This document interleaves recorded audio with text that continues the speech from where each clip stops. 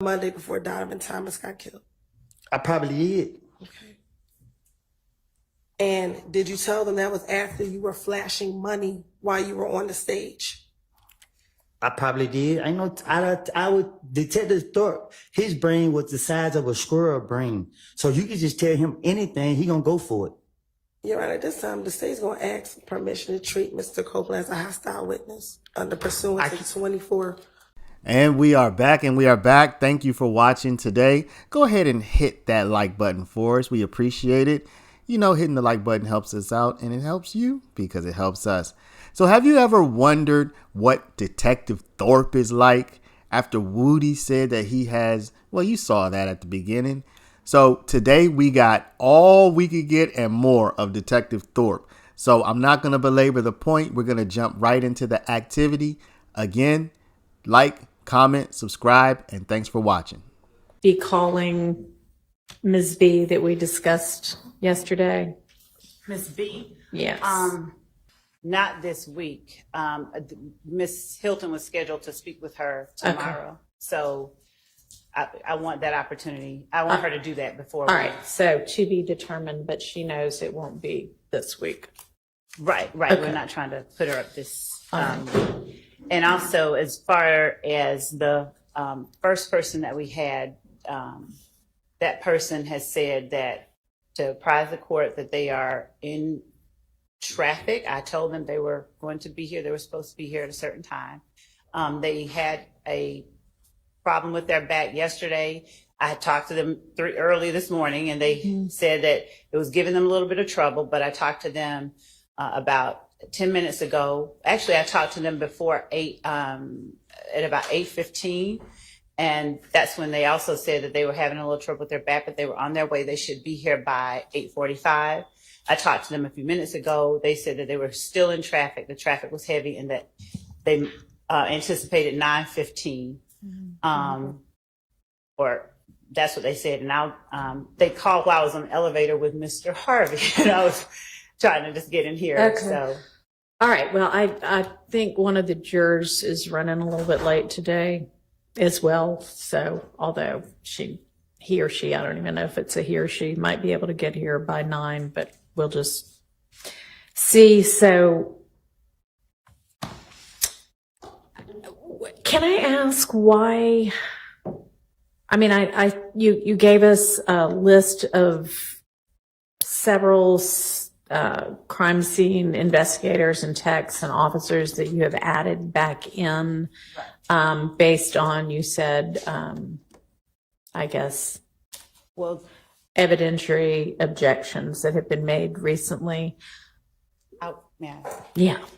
So, for instance, one of the ways that the state pared down its witness list was to, we did not anticipate that there would be an objection to such a thing as, we know that this was this person's apartment. The responding officer saying this was this person's apartment. Yesterday, we garnered a hearsay objection to that information. Right. Many of the witnesses that we had taken out are, for instance, people who've collected shell casings from scenes. Okay. A few weeks back, I believe that there was an objection or there was a concern voiced that we will object to the NIBIN results if there's not a chain of custody shown. We had more than 28 shootings that had shell casings collected on scene. Okay. If there's that objection, we have to have people to talk to. Okay, so that's based on chain of custody. I was trying to figure out why the crime scene techs would be now needed based on yesterday's objections, but it's not yesterday's, it's the chain of custody objections. Correct. Okay. Correct. All right. And I believe that the question was posed whether there were people that we weren't intending to call, and I wanted to include those people that we were adding back in. Okay. And then the second set is to establish who lives certain places. Correct. Okay. Correct. All right. Well, is there any defense movement on either of those issues, either chain of custody if every crime scene tech does not testify, or who lives where? If not, I guess we've got 28 additional witnesses. Okay, we have 28 additional witnesses. Can I ask a question? Yeah. This love referred to someone as them. Someone's what? As them. I know that we have a AS that we haven't been using. That person's name, is that who we're talking about with the back issue? Or That's, who is it, Miss Love? It was Thorpe? Yes, that's what we announced yesterday. Remember yesterday at the, okay, so that's who they're planning on calling first. I guess. Okay. And regarding the witness who is the other one, AS, yes. What, do we know anything new about? Is that who you meant? no, the Okay, one that's a in different hospital, other one. different other one, Okay, the one with the medical issues. okay. I believe Mr. Shive is here. We're trying to discern what their current status is. I don't know that, and I have had no opportunity to speak to his doctors. That I believe is very important based on just the conversation that I've had with.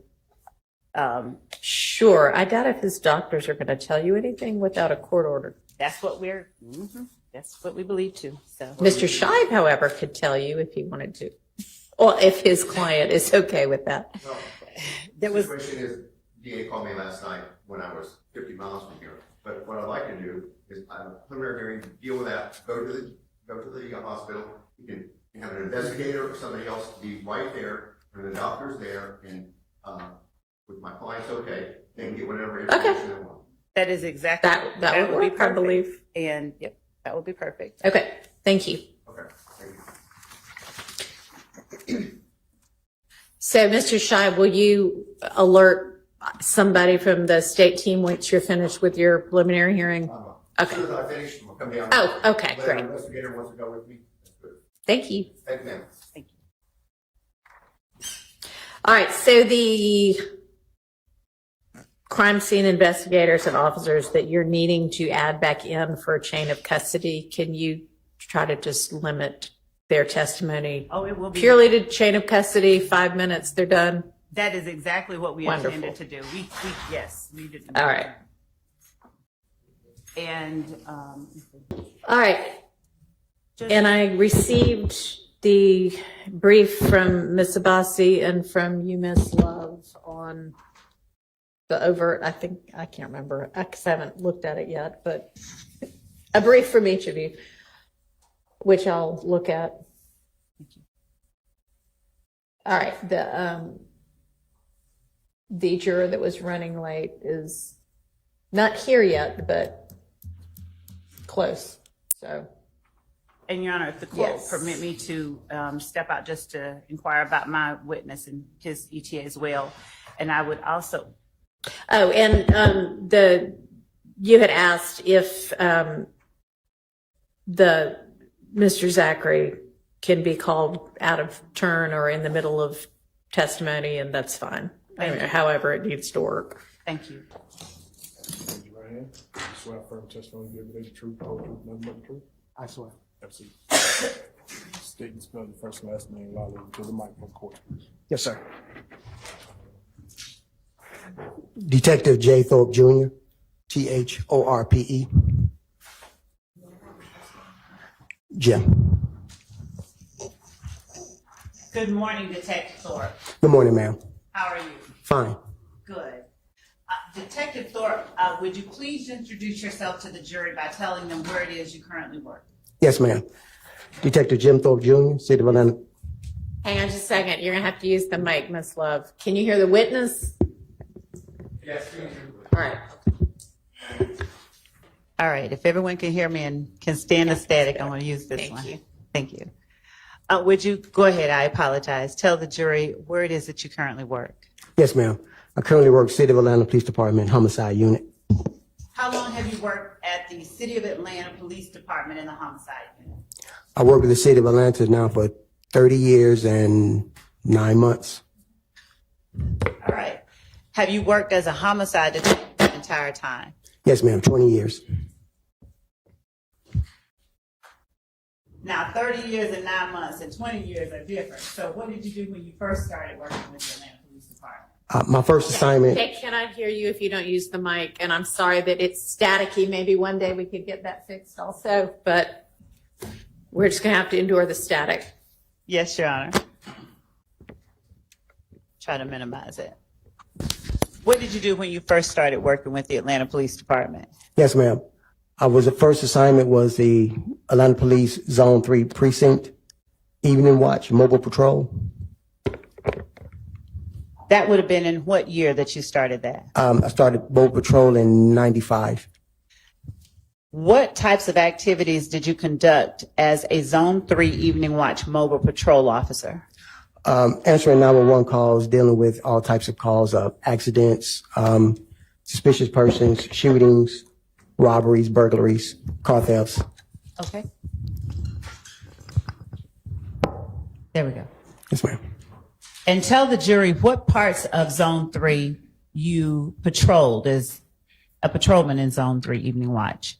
Then the beat I was assigned was called 304, and that beat was mostly around Metropolitan Parkway, Sylvan Road, leading up to Cleveland Avenue and Lakewood Avenue. How much of Cleveland Avenue did you patrol? It would depend on if we were short an officer. They would reposition my team. It was 2 officers assigned to the beat 304. So either one of us could get pulled, and usually around Cleveland Avenue, that was the 308 beat. And we pretty much control all of Cleveland, 75, 85, north and south, Jonesboro Road, and all the streets surrounding Old Hayville and streets like that. Okay. As a homicide detective, are you restricted to one zone only, or do you work the entire city of Atlanta? We work the entire city of Atlanta. Are you familiar with the neighborhood surrounding Cleveland Avenue and including Cleveland Avenue today? Yes, ma'am. Can you tell the jury whether it's different, the same, or in some ways both to 95 as between today and then? Sustained. All right. How do you describe the neighborhood of Cleveland Avenue back in 1995? How would you describe it in terms of the community? Community, like a better terminology, wasn't aggressive. That part of the Cleveland Avenue really was not a high crime area or gang activity respondent back in 95 to 97. And that was the length of time that you worked evening patrol, 95 to 97? Yes, ma'am. And typically, what types of crimes did you have the most opportunity to respond to in that area? Objection, Your Honor. Relevance. Overruled. Mostly shootings, like I said, robberies, burglaries, things of that nature. Would you describe for the jury your, you mentioned there was not a lot of particular kind of activity. Did that change? Has that changed today? Yes, ma'am. Is there a particular kind of crime that you see more of today that you did not see back in 95? Yes, ma'am. Would you tell the jury what types those are? Mostly gang activity shootings, related shootings. Now, after you left Evening Watch Patrol of Zone 3, what station did you take up at APD? Yes, ma'am. I was transferred to the Red Dog Unit, Evening Watch and Day Watch. How long did you work the Red Dog Unit? About 3 to 4 years. Now, after the Red Dog Unit, what was your assignment? I was promoted from the Red Dog Unit to detective, and my first assignment was the burglary unit. And what year was that? 2000. About 2000, yes, ma'am. Prior to joining the Atlanta Police Department, would you tell the jury what your education was? Yes, ma'am. Graduated high school on time, associate's degree, and at that time I went into the military, U.S. Army. All right. How long did you serve in the Army? Roughly about 6 years. And what was your station? What was your job in the Army? Without getting into too much detail, just generally speaking. Soldier. Okay. Are you originally from Atlanta? No, ma'am. Did you come to Atlanta after you left the Army? No, ma'am. I was here. Okay. After you joined the burglar unit, tell the jury what your responsibilities included. Investigating burglaries, whether it was commercial or residential burglaries. Was there a particular area of Atlanta you were responsible for? Yes, ma'am. My primary zone was the Zone 1, and my secondary was Zone 3. What area of Zone 1 were you responsible for? I'm sorry about that static. That's fine. We believe, if anyone's familiar with the Bluff area, Donnelly, Hollowell, Hollywood Road, everything over in that general Perry Boulevard.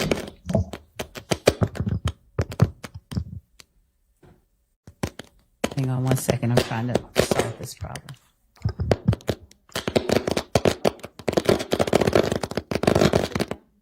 And how long did you serve in the burglar unit? 2 years. After the burglar unit, what did you do? I was transferred to the robbery unit. Is that me, Judge, or is that? I have no idea. All right. What was your position with the robbery unit? Detective. Okay. And my primary zone was Zone 3. The secondary zone was Zone 1. Were you patrolling the same or responsible for the same area in the robbery unit as you had been when you were in a Zone 3 evening watch patrol officer? Yes, ma'am. So I had the whole entire zone. Okay. I mean, yes, the whole entire zone, All right. A sector and B sector. Did you interact often with the residents of Zone 3? Yes. During your time as a patrol officer and as a detective in the robbery unit? Yes, ma'am. Was your interaction only when you were arresting people or investigating suspects? No, ma'am. What other types of interactions did you have? At that time, I was also working at part-time as a Atlanta Public School resource officer. And the school I was assigned was the Crawford Long Middle School, which is right off of Cleveland Avenue. Would you tell the jury what years those were that you worked as a Crawford Long Middle School resource officer? I would say it'd be from 2001 to 2012, 2013. And what were your responsibilities as a resource officer with Crawford Long? Primarily maintaining the safety and security of the school, walking around, patrolling the grounds, make sure the teachers' cars or anyone visiting the school wasn't cars when getting broken in, things of that nature. Did you have interaction with the students outside of investigating car break-ins and the like? Yes, ma'am. And would you describe for the jury what types of interactions that you'd have with the students at Crawford Long Middle School? Your Honor, as it pertains to particular people that are involved in this case, his knowledge of them and the jury's awareness of his foundation. His attention to that. Did you interact with the court's indulgence? I'd just like to ask a broader question and narrow it down. I won't prolong that. Did you interact with the students and converse with them on a personal level? Yes, ma'am. Did you interact with the students' parents at times? Yes, ma'am. Did you interact with a student by the name of Quindarius Zachary? Yes, ma'am. Describe your when you first met Quindarius Zachary. How old was he? I say he had to be about 11 years old. And in what capacity did you interact with him? Was it usually times when he was misbehaving, and I would just take him to the side and talk to him rather than seeing him being suspended or suffering school punishment? I try to talk the kids to the side, get them out of trouble, and once again put them back into the classroom. What year was that you got to meet Quindarius Zachary? Can I recall right offhand? Probably around 2010, maybe. Did you establish any level of trust with the students? Would they come to you and talk with you about things that they were encountering? Yes, ma'am. As students? Yes, ma'am. And when you say you talked to them, did you talk with them only about scholastic things, or did you talk with them about things like getting involved with groups that they shouldn't get involved with? Yes, ma'am. All of the above. Okay. Yes, ma'am. Back then in 2010, did you see any signs of what you believe to be the formation of gang activity within Crawford Long? Yes, ma'am. Okay. Now, what was it that you saw that led you to believe that? The kids was constantly discussing the gang that was starting to sprout. They was calling themselves the Red Cartel. No, I heard you, and it looks like Mr. Short's also about to say something. Same objection. thing. Overruled. You may continue. Yes, they would say something about a gang sprouting up called the Red Cartel. You may continue. Okay. They call themselves the Red Cartel, and they was becoming very prominent over in the Cleveland, Springdale, Cleveland Avenue area, Old Hateville area, Macon Drive area.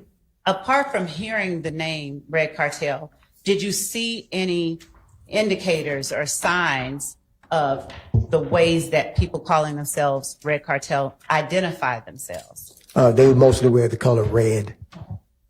Did you ever see them, without specifically showing any gang signs, did you ever see them display any signals that were seemingly unique to members of the group itself?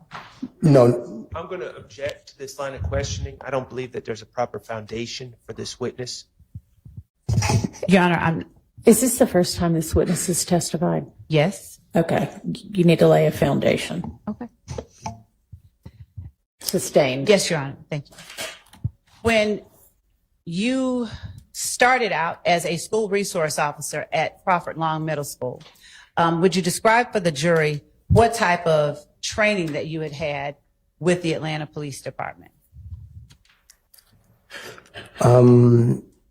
Had basic academy training along with interviews, interrogation training, also burglary and robbery. And later during that tenure, I was transferred to the homicide unit, which I received numerous homicide classes and training. What training or experience did you have that caused you to form or to believe that you recognized gang activity when you saw it at Crawford Long Middle School? Basically just growing up. It was prominent in Chicago. You're from Chicago? Yes, ma'am. All right. What part of Chicago? South Side. Now, what did you see growing up that caused you to believe that what you were looking at Crawford Long were signs of gang activity? It was the same standard. Kids would wear like red bandanas or clothing of red, some article on them with red. Usually with the red bandana, we called it flagging. Show people who you represented. At that time, once I received that information, I notified the gang unit. Yes, sir. I'm going to object to relevance, lack of foundation, and this line of questioning I don't believe is going to lay a foundation. So that's why I'm saying relevance as well. Okay. Overruled. Thank you. You may continue. Please speak to the jury. Okay. At that time, I notified the Atlanta Police gang unit, and they confirmed that it was. Sustained. Without speaking specifically about confirmation in particular instances, more broadly speaking, when you did see things that you believe were gang activity, did you notify the gang unit? Yes, I did, ma'am. Why did you do that? Just to alert them and to get more information for myself. In talking with the kids at Crawford Long Middle School, did they confide in you about their involvement in, for instance, groups like Red Cartel? I'm not asking what they said. Without speaking specifically about what they said, what types of things beyond what you've already testified about did you gather from the students that allowed you to help them navigate? Objection, hearsay. Sustained. How often did you talk with students' parents? Usually when they come to pick up the kids or student got in trouble. And when you saw things that concerned you that you alerted the gang unit about, did you ever talk to the students' parents about those same things? Overruled. You may tell the jury. The parents that were receptive of listening, there were some that wanted to hear, and there were some that didn't want to hear. Did you ever speak with groups of students, or was it just individual ones about trying to stay out of or trying to avoid particular pitfalls? Your Honor, you can continue. Yes, I would talk to them in a group or talk to them individually. And were the subjects of the conversation always how to stay out of trouble? Yes, ma'am. Did you share with the students the information that you had from growing up or other sources about gang activity? Sustained. In what ways, beyond talking to the students, did you attempt to keep students from being involved in gangs? Sustained. Did the information that you were able to gather from the students in any way inform your investigations and ability to get information about criminal investigations later on as a detective? Yes, ma'am. How? I developed rapport with several of the kids. A trust was formed, and they would, if they see me out on the scene anywhere near that, they'll come to me next day in school and say, "Hey, officer." Generally speaking, Yes. they would come to you and would they offer you information? Yes, ma'am. All right. Other than Quindarius Zachary, were you familiar with any other persons that, through your investigation in this case, that you came in contact with? Yes, ma'am. Who were you familiar with during your time as a school resource officer?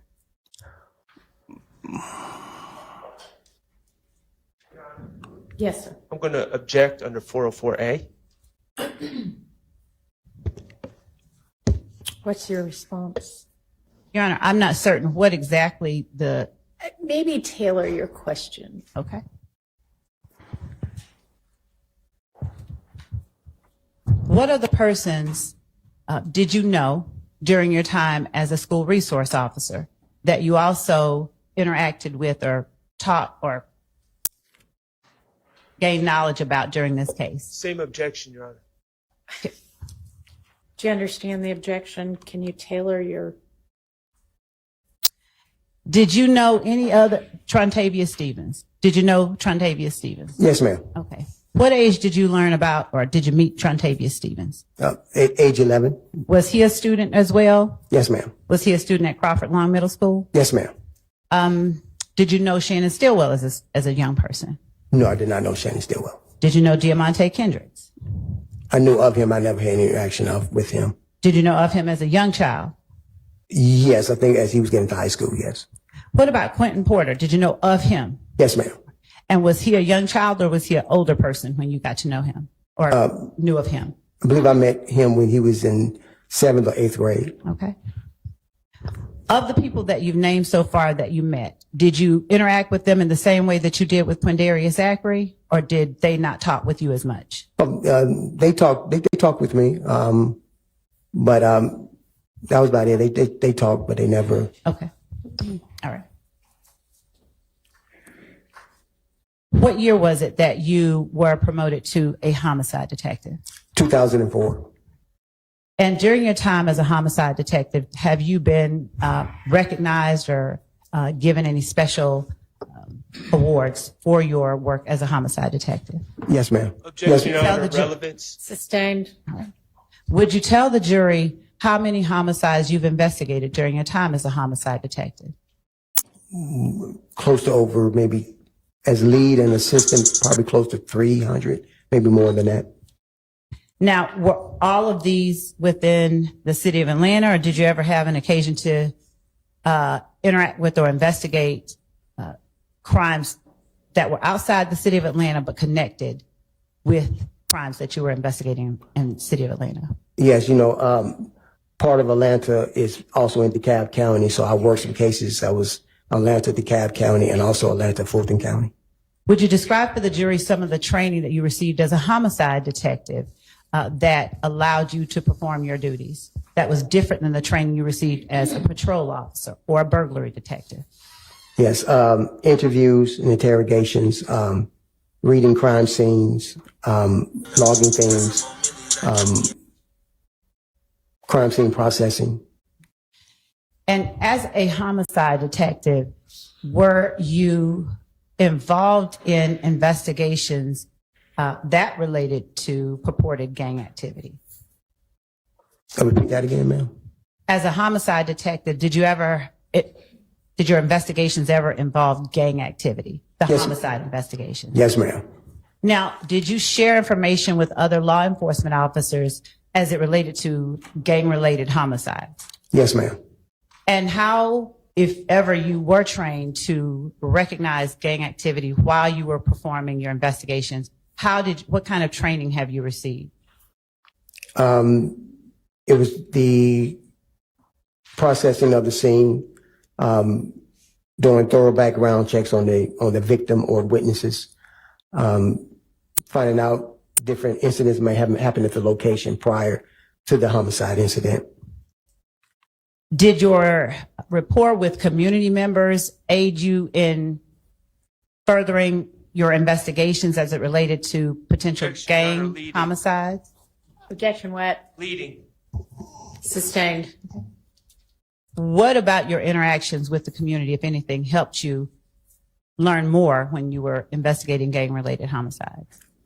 Yes, I would go talk to people that lived in the area of the incident. And at that time, I take them to the side and have a low-key conversation with them, and they'll advise me of, well, this is what they've been hearing, or this is what they know. Did you always identify the people who gave you information as witnesses, or were there times when people gave you information and didn't want to be identified?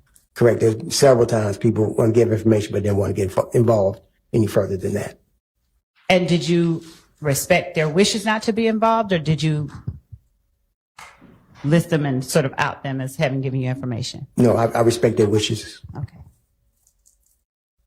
Would you tell the jury, as a homicide detective, how it is that you come to be assigned to any particular homicide?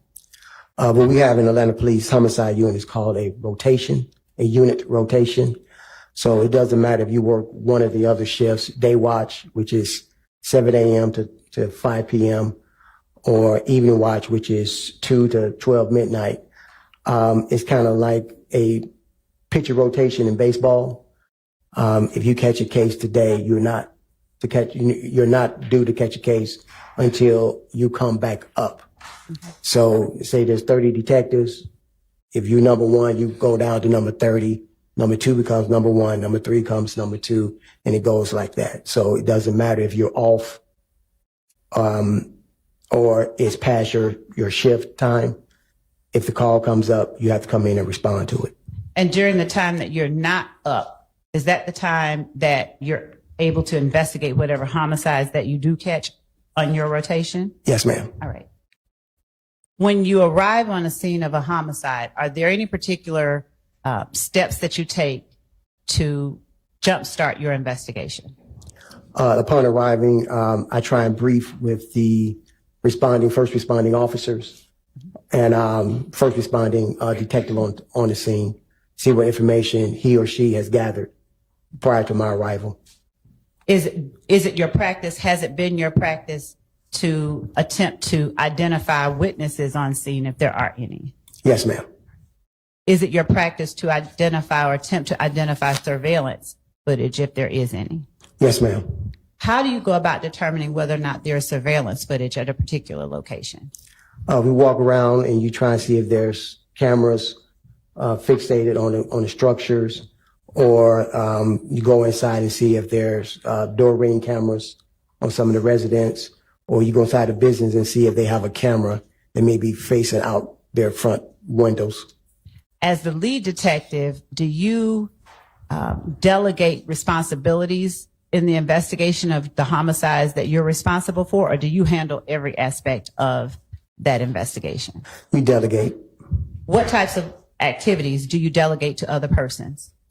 Depending on how many homicide detectives on the scene, I have them do what is called a neighborhood canvas. They automatically go around, start knocking and talking to people, and also looking for surveillance cameras, things of that nature. And do you work with the VIC unit to determine whether or not there are? Do you ever work with the VIC unit? Yes. And how long have you worked with the VIC unit? Since their first inception and becoming into work with the APD, we usually call down and ask them, do they have any VIC cameras in the immediate area? And they're able to tell us they have cameras at this location, either facing north, east, south, or west. At that time, we give them the time frame of the incident, and they're able to go back and take a look and see exactly they have any footage of anything that may be relevant to our homicide investigation. Has the number of VIC cameras remained constant over the time that you've worked as a homicide detective? No, ma'am. Would you explain how they've not remained constant? Have they increased, decreased? They're increased because of the success of the video integration camera systems. Because of the what now? Video integration camera system that is increased because of their reliability. Okay. Would you explain to the jury whether license plate readers and VIC cameras are the same or different? They're different. The license plate reader picks up on a tag of a vehicle, stores it in, is able to tell you exactly which direction that vehicle has been traveling, what other LPR readers it has hit on, so you can go back and backtrack to see exactly where that vehicle may have started or came from. Is there any particular information you'd need to be able to track a vehicle with license plate readers? Sometimes we're able to give a make and model and description of the vehicle. And once again, the LPR teams are able to go in and say, okay, we found this vehicle that looks like the vehicle you're talking about. We see that the license plate reader is showing that it was in the immediate area at the time of the incident. Okay. Now, have license plate readers always been in effect within the city of Atlanta during your time? No, ma'am.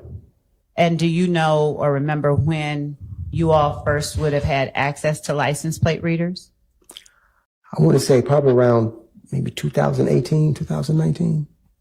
Has the number of license plate readers since that time that you're familiar with remained constant, increased, decreased, or something in the middle? Increased. And how do you know how it's determined where a license plate reader will be placed?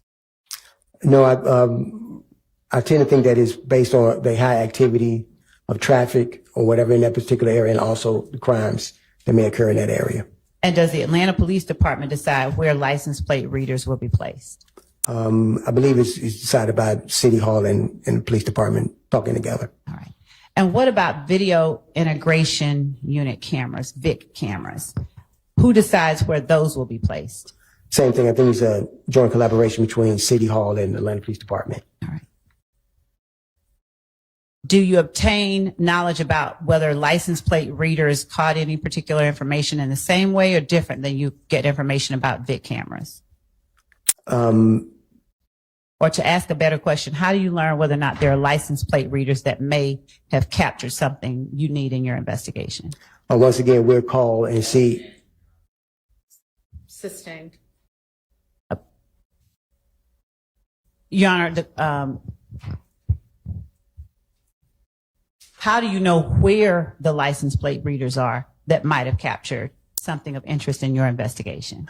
We call the unit and they'll tell us if they have a license plate reader in the immediate area, and they'll tell us exactly where it's positioned and what direction it's facing. All right. Would you describe for the jury where the Summer Hill community is located? It's located off of Rev. David Abernathy at McDaniel Glen area. Okay. Down where the old Fulton County Turner Field used to be. Okay. How much time have you spent working in that area? I would say the whole entire my career, 30 years. Okay. Are you familiar with the Castleberry Hills area of Atlanta? Yes, ma'am. All right. And how often have you worked in that area? Per my patrol as a Red Dog officer and responding as a burglary detective, robbery detective, and homicide detective. 330 McDaniel Street. What area is that in? That is the Zone 1, Zone 5 area. This is like a border. Okay. And when you say border, is it a border between different communities? No, it's a border between the zones. Okay. What communities make up that area? It's both residential, apartment buildings, businesses. And is 330 McDaniel Street in Fulton County? Yes, it is, ma'am. Did you have an occasion to respond to that location on January 10th, 2015? Yes, ma'am. What time, if you recall, did you respond? I believe I received the call around 9:30 p.m. from Detective Darren Smith of the Atlanta Police Homicide Unit. He advised me that there were 3 subjects shot at that location. Are you called only when there is a confirmed death, or are you called before you know whether or not someone has died? It depends on the status of the paramedics when they transport. If they say the person is low critical, we respond because there's a good chance that they might not survive once they get down to Grady.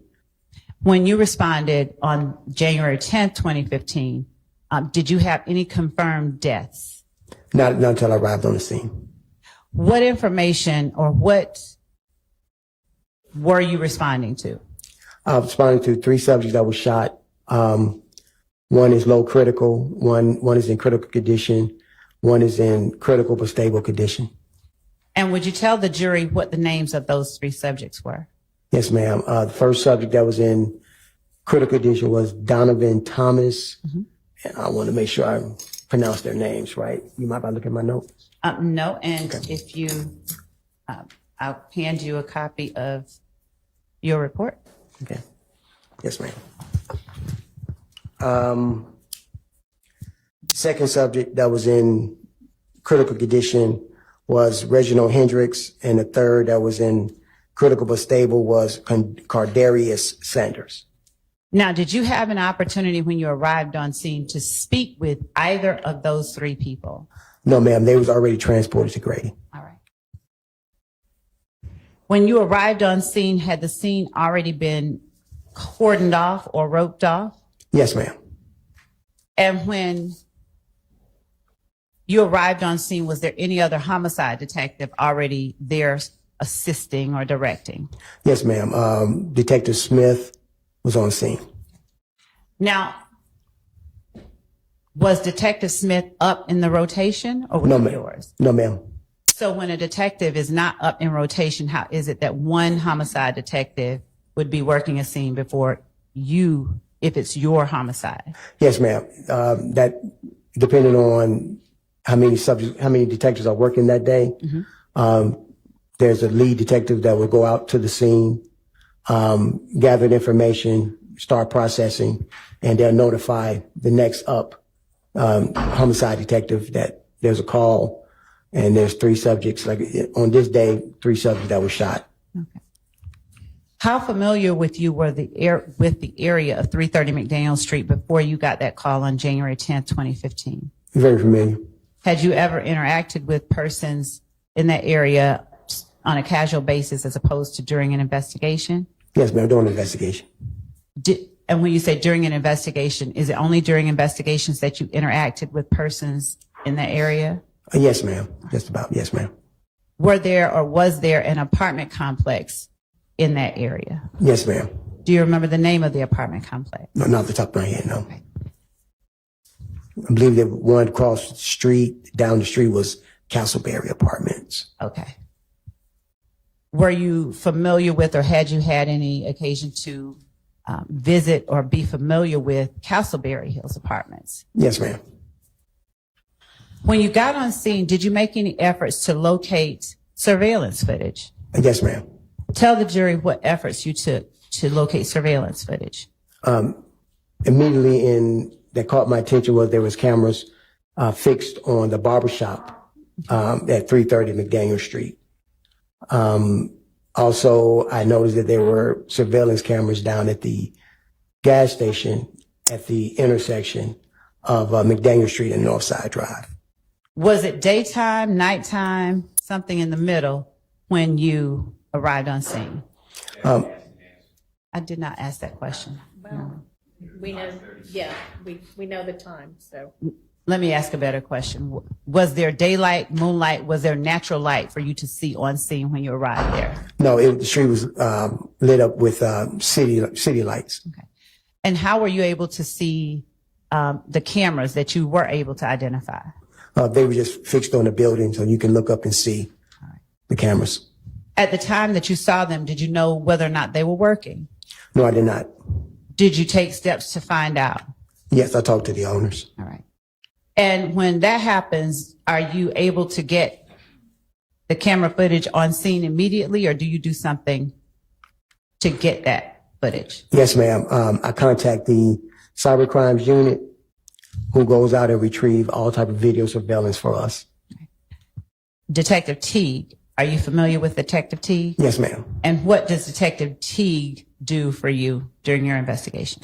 Detective T went to those different locations and downloaded the video surveillance from those locations. I gave him the dates and the times. Okay. Did you, at the time, know whether there were, or did you learn if there were any surveillance cameras at the apartments across the street from 330 McDaniel Street? As I walked over there the next day, I saw that there was no cameras facing McDaniel Street.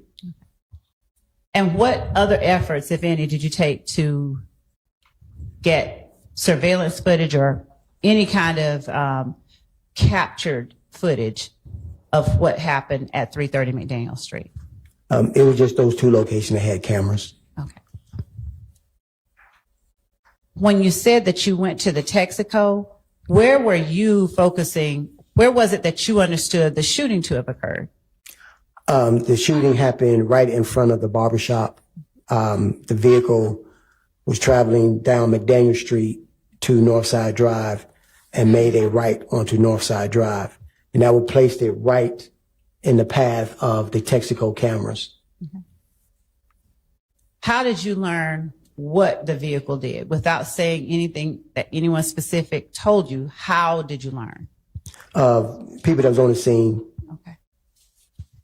And at the time, on scene, the night of January 10, 2015, did you get any specific details about the make and model of the car? Any definitive details? No, ma'am, except that it was probably a silver or a light gray colored vehicle. Okay. When the Atlanta Police Department investigates a homicide, do they have ways of soliciting information from the public that might assist in the investigation? Yes, we have what is called the Crime Stoppers hotline. Information given that leads to a portion of the investigation or successful arrest of the investigation. There's a $2,000 reward for any information given. And where do you display that? Do you put it on TV? Do you put it in newspapers or something else? It is displayed on TV, and also we post flyers around the neighborhood. Did you do this with the McDaniel Street murder that you investigated? Yes, ma'am.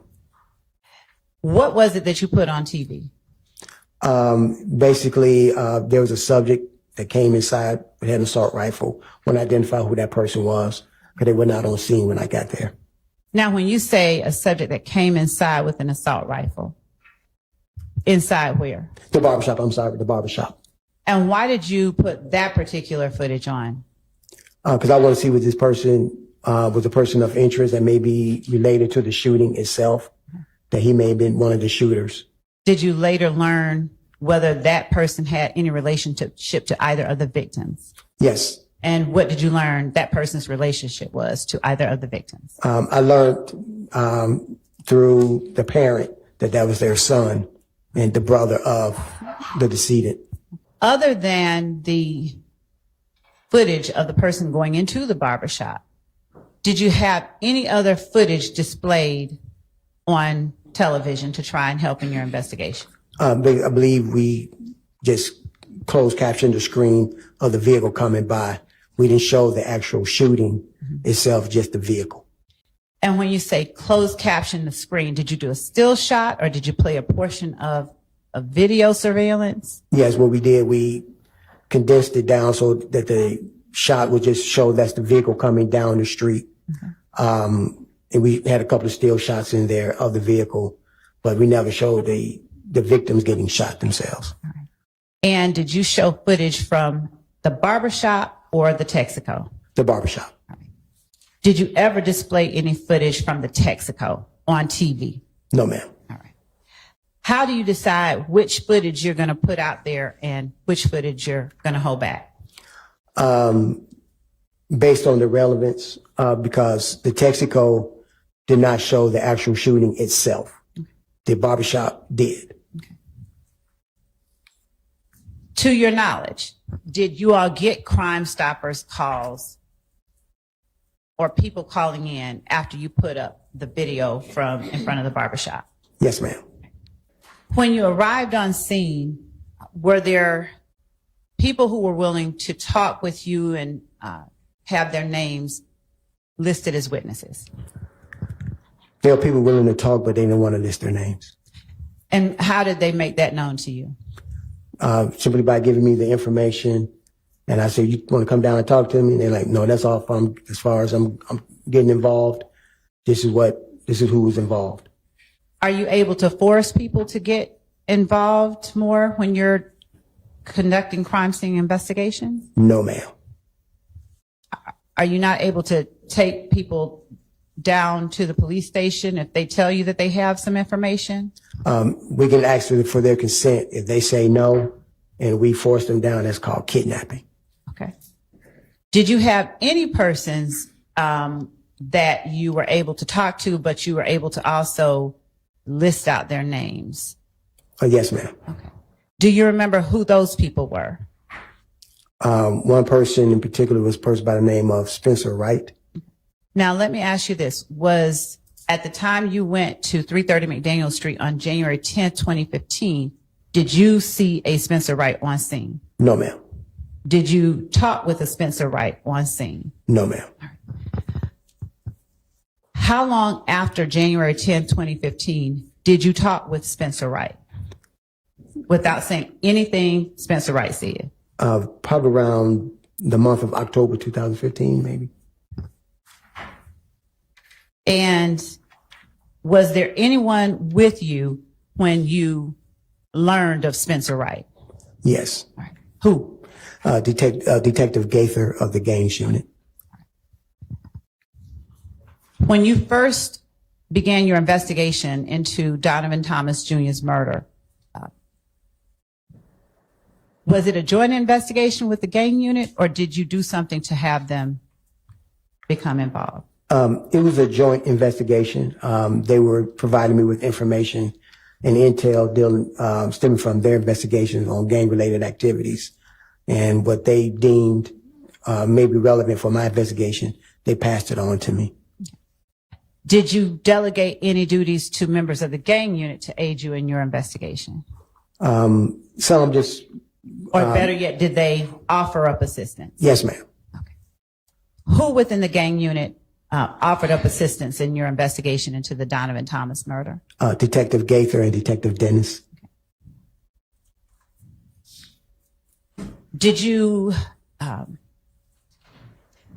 gain information that allowed you to interview people in relation to the homicide without saying any information that you gained, just yes or no? Did you get information? Yes, ma'am. And did you conduct interviews? Yes, ma'am. All right.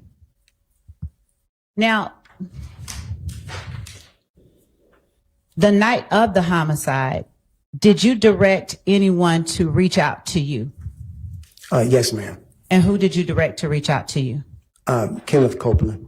How did you reach out, or how did you direct Kenneth Copeland to reach out to you?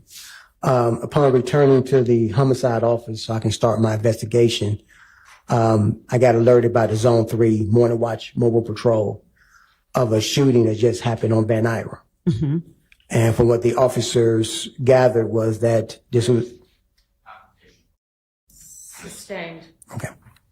We won't talk with Okay. you about the officers on Van Ira Okay. and what they said. Okay, ma'am. But were you able to determine whose residence or what was on Van Ira at that location that the officer told you about?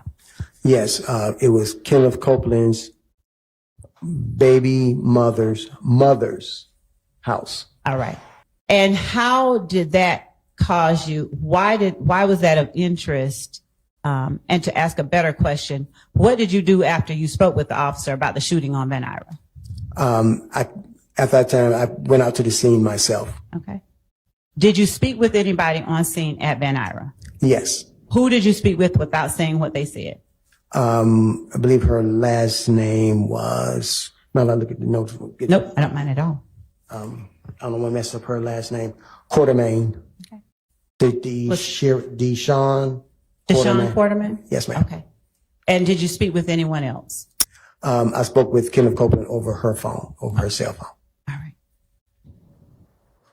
What did you see at Van Ira that caused you to be interested in talking to Kenneth Copeland? What did you see?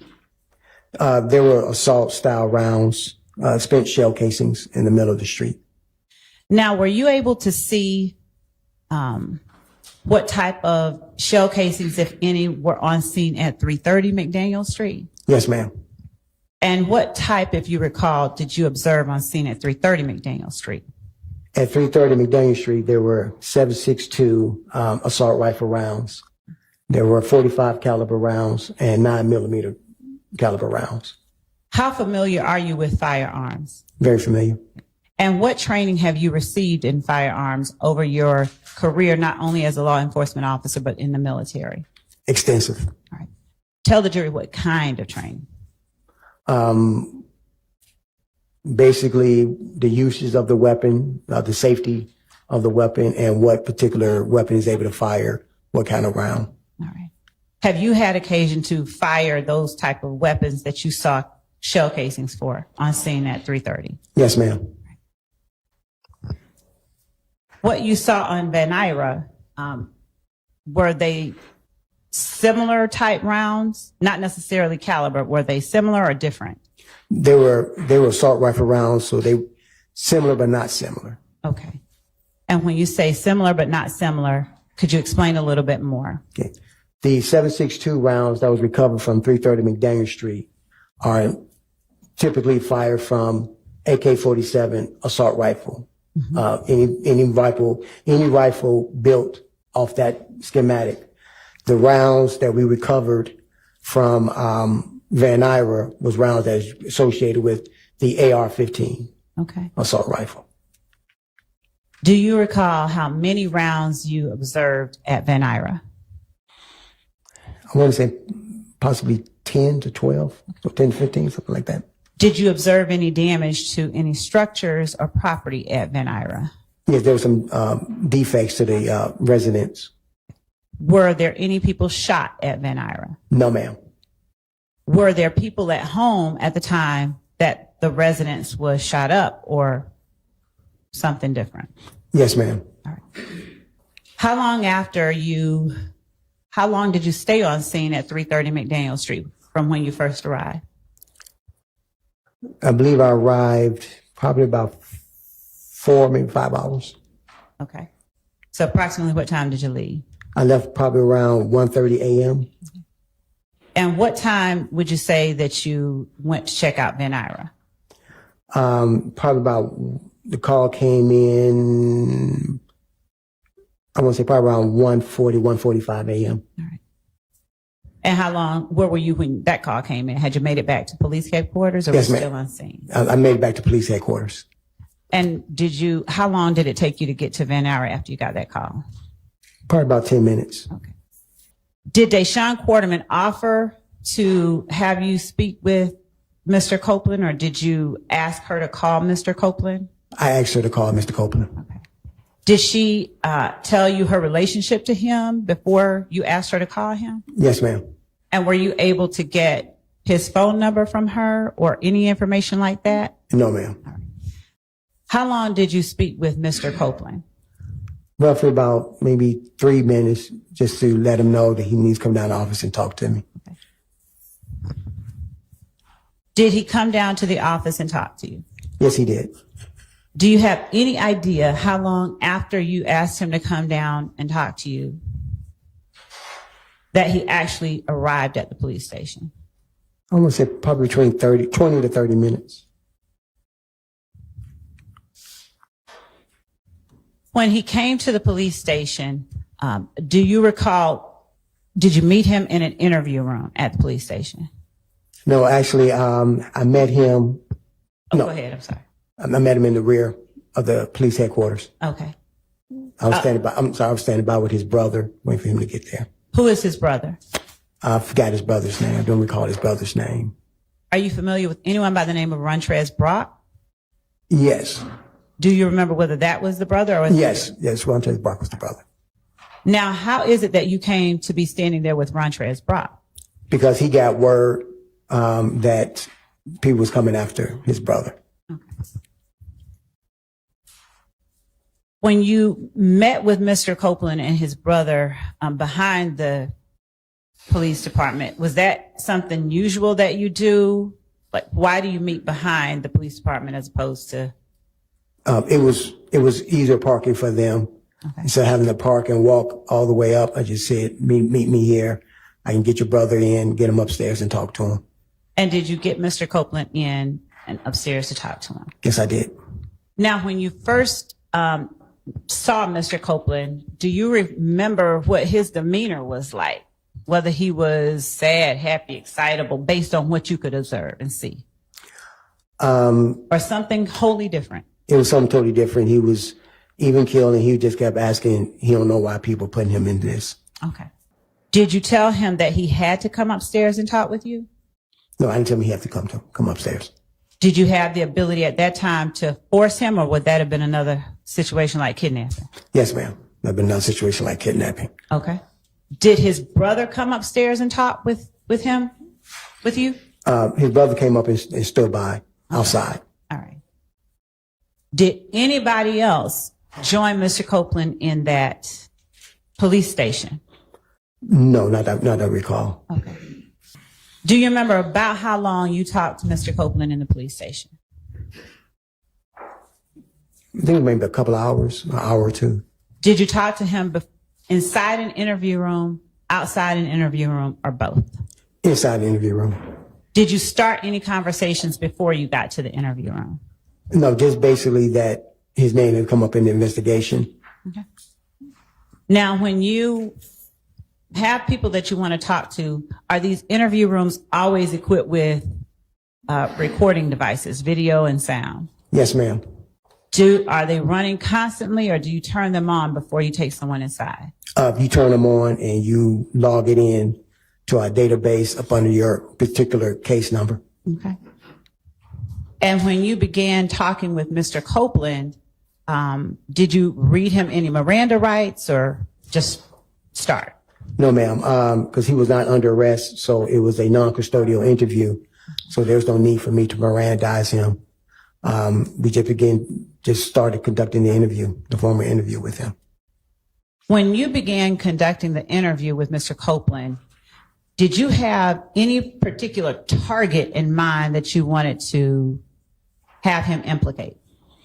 No, ma'am, no particular target. And as you interviewed him, did you attempt to get him to tell you somebody did any particular thing? Yes, ma'am. All right.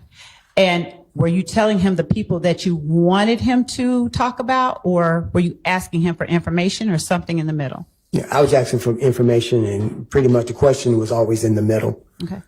When you began talking with Mr. Copeland, did you have knowledge about any people that you wanted him to give you information on? No, ma'am. All right. And during the course of your conversation with Kenneth Copeland, did you get information that led you to other people you were interested in talking to? On that initial night, no. Yeah. And was there any particular concern that you understood Mr. Copeland to have that night? Other than he spoke about an altercation. And when he spoke about an altercation, did you say anything to suggest to him that you knew about the altercation? Somewhat, yes, ma'am. Now, did Mr. Copeland's, did he ask you questions during the interview? I think just general questions like, how did my name come up in this? Once again, I don't know why. Did he try to get you to help him in any way in terms of ensuring his safety? Yes, ma'am. He wanted me to speak with the family of Donovan Thomas, let them know that he had nothing to do with it and stop coming after him. Okay. Now, did he know, or did you know, did you tell him that it was these people coming after him, or was he just speculating, to your knowledge? He was just speculating. Okay. Did you give him any assurances about what you would do to try and ensure his safety? Yes, ma'am. I told him I would speak with the family and let them know that at this point in time, he is not a person of interest or suspect. And when you gave him that assurance, when you told him that, did you have any information that anybody in Donovan Thomas's family was involved in shooting at Kenneth Copeland or his family? No, ma'am. Okay. No information.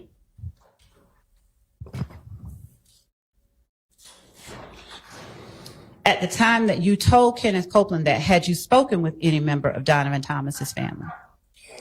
Not at that time. Did you at any point go to the hospital where Donovan Thomas was taken? Yes, ma'am. When? The next day. All right. Well, the morning of the next day. 11th? Yes, ma'am. The 11th. The morning of the 11th. How long after you spoke with Kenneth Copeland did you go to the hospital? I want to say about close to midday. About close to afternoon, because I went and spoke to the other two surviving victims. Okay. Without saying what they said, were they able to communicate with you at the time that you talked with them? Yes, ma'am. All right. And let's start with Mr. Sanders.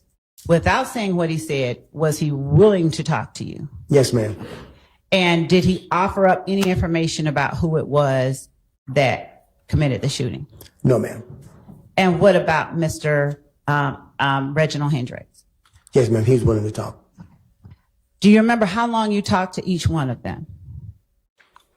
Because they were down at Grady, I made sure I didn't do an extensive, interview with them. So I had to say probably about 20 minutes apiece, no more than 20 minutes. Were either of them under arrest at the time you spoke with them? No, ma'am. Did you do anything like read Miranda rights or anything like that? No, ma'am. Were there people in the room with Cordarius Sanders when you talked with him? Yes, ma'am. Who was in the room? His mother. Right. Did his mother communicate with you without saying what she said? Did his mother give you any information that helped you in your investigation? No, ma'am. Was his mother the only person in the room with him? That I can recall, yes, ma'am, that I spoke with. Do you remember how old Cordarius Sanders was at the time? I want to say maybe he was 14, something like that, 14, 15. He was a juvenile. All right. And what about Mr. Hendricks? Was there anyone in the room with him when you spoke with him? I don't recall anyone else in the room with him. Okay. Do you remember about how old he was when you talked to him? Was he older than Yes. Mr. Sanders? Yes, way older. And was he able to give you any information about who committed the shooting? No, ma'am. Was he able to describe whether there was any acts of aggression that he saw that could have prompted the shooting? No, ma'am. By the time you talked to Mr. Sanders and Mr. Hendricks, had you had a chance to look at the surveillance video from either the barbershop or the Texaco? No, ma'am, not at that time. Okay. Do you remember when the first time it was that you had a chance to look at the barbershop video? I probably want to say probably later on that evening. Okay. And what about the Texaco footage? The next day. Now, as you're looking at the barbershop footage, Did you personally recognize anybody that you saw displayed, faces of anybody that you saw out there? No, ma'am. What about the Texaco footage? Did you see anybody you personally recognized in the Texaco footage? No, ma'am. No, ma'am. Okay. And I mean from when you first saw it. Yes, ma'am. Okay. Did you, in releasing the information you released to the public, did you ever release a make and model of a car, to your knowledge? No, ma'am. All right. When you spoke with Mr. Copeland, did you ask him about being involved in any kind of accident? Yes, ma'am. Without talking about what anyone else said, do you know why you asked him about being involved in an accident? Yes, ma'am, because I started a deep dive investigation on his name. And put him through the APD, Atlanta Police database. And I was able to suss out several reports of him connected to being in an accident or traffic stops. Okay. And were your questions based on whatever vehicle you saw reflected in that report, or Yes, something ma'am. different? What was reflected on people's description of people was given of the vehicle. The incidents that you saw within the database, were they incidents that had occurred in 2015, January 2015, or earlier, 2014? Around what time frame? I think there was a time frames of 2012 to 2014. Okay. Did you have the same kind of familiarity with Kenneth Copeland as a child that you did with Mr. Zachary? No, ma'am. When, if you recall, was the first time you knew about Kenneth Copeland? Like how old was, like around what year? 2015, the year of the incident. Okay. Other than what you learned as you began investigating the murder of Donovan Thomas, did you have any other knowledge about Kenneth Copeland? No, ma'am.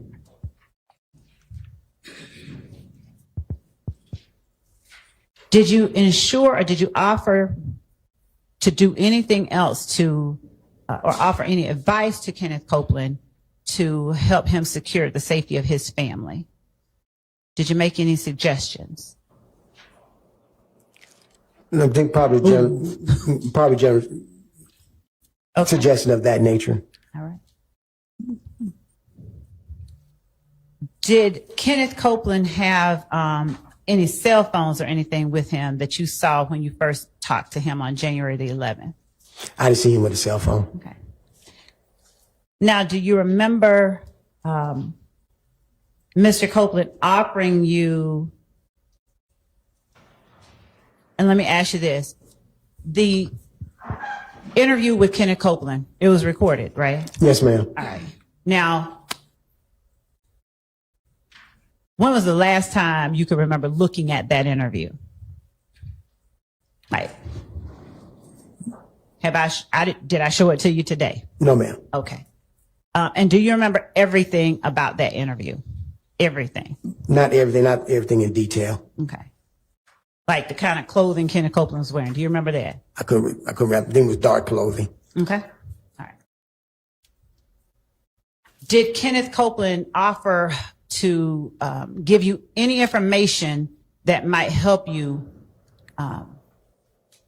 sort of determine that he should not be a target of any retaliatory shootings? Yes. All right. Did you follow up on the information that he gave you? Yes, ma'am. Would you tell the jury the ways that you followed up on whatever Kenneth Copeland told you? Yes. The information I got from Kenneth Copeland, I immediately went to Detective Dennis and Detective Gaither to see if they knew about this information. They knew about it. They gave me details on it. He was able to find that they had already started an investigation themselves into it, I believe.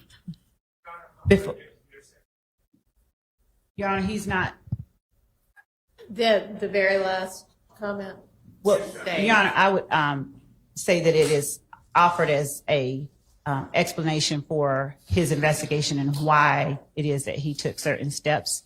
So, and also that the jury has heard from these witnesses as well. Go ahead with your next question. Okay. Before you got the information from Mr. Copeland that you went to investigators Dennis and Gaither about, did you personally know about any of that? Not personally, no. Had you had any involvement with any persons that you knew called themselves YSL in any capacity? No, ma'am. Had you had any, did you have any knowledge about what YSL was before you talked to Kenneth Copeland? Say that question again, ma'am. Did you know about YSL at all before January 10th, 2015? Overruled. Yes. All right. Now, was the knowledge that you had of YSL, was it gained from your investigation, your time with it as a detective, or something else? My time as a detective, my time of working in the school system. Now, when you say your time working in the school system, about what year would you say you first heard about YSL? I'm going to say probably about maybe 2012, 2013. Okay. That's about the first year that you heard of it? yes. Okay. And Did you conduct any investigations yourself into any group called YSL during that time? no, ma'am. Did you speak with, without saying what they said, did you speak with any students about a group called YSL? Yes, ma'am. Do you know how many students you talked to? Probably a total of 8 students. How many? 8 students. And were you on school property, or was it outside school, at the house, or some other place? School property. Okay. Were there any particular incidents that led to your speaking to these students about YSL? Just I heard the name constantly coming up. And was it you asking particular students, or particular students just coming up to you? Just actually certain students I was very aware of and had a trust relationship with. That you had a trust relationship with? Yes, ma'am. Now, was Quindarius Zachary one of the people you talked to about YSL or not? No, ma'am. Okay. Do you remember the names of the students that you talked to about YSL? No, ma'am. Okay. Do you remember the relative ages of the students? Yes, ma'am. About how old? 14. Okay. And did you, during the time as a resource officer, did you personally observe any things that were being used to identify people as YSL? No. Okay. Other than the name YSL, when you were a school resource officer, did you have any other information or knowledge about YSL? About the name YSL, had no other information other than their previous names. What do you mean the previous names? The name went from the Red Cartel to the Rock Crew, which stood for Raised on Cleveland. Then it went over to YSL. All right. Is this information that you learned, how did you learn this information that you just talked about? Talking to the kids and work in the neighborhood. All right. Did you ever speak with grown-ups, the family, the parents of the kids about YSL or these other groups, Red Cartel or Rock Crew, without saying what they said? Yes, I did. All right. Relevance. Overruled. Did you ever arrest anybody during that time just for being affiliated with Red Cartel, Rock Crew, or YSL? No, ma'am. Okay. Did you conduct any investigations that involved either of those groups even after you learned about their existence from the students, but before January 10th, 2015? As in the YSL name itself or the previous names? Either. Yes. All right. How many investigations? Probably total, myself, probably a total of maybe 4 or 5. What type of what type of incidents? Forms his basis for his knowledge of other questions that he will be asked. Overrule. What type of incidents were you investigating that you spoke to the jury about just now? About aggravated assaults and homicides. How many homicides? Probably about 2. Do you remember, in particular, the persons that were involved in the 2 homicides, victim and suspects? Your Honor, we've, based on the evidence we believe that has already come out and information that this witness can provide, we believe that the witness has information which will allow the determination of certain material matters in this case. He can, I don't want to. Overrule. Okay, go ahead. Do I remember the victims' names? Who were the victims in the 2 homicides? The one in particular I investigated, her name was Julian Jones. And who was the suspect? He was not a suspect. Hang on. What'd you say? Don't you check under 403, 401, 402? I don't know what, but what, what it's relevant. I mean, we're talking about information that will aid the jury in making determinations about. Yes. Let's take a bathroom break anyway. It's probably about time for one. May the witness be excused. Yes. Bench conferences are always taken down. Bench conferences are never recorded. So this is a bench conference. Well, honestly, it's not, because it's just an evidentiary issue, right? Right. Yes. So yeah, that's fine. Okay. All right. So that was a 401, 402, and 403 objection to who the suspect was. Right. That's I believe.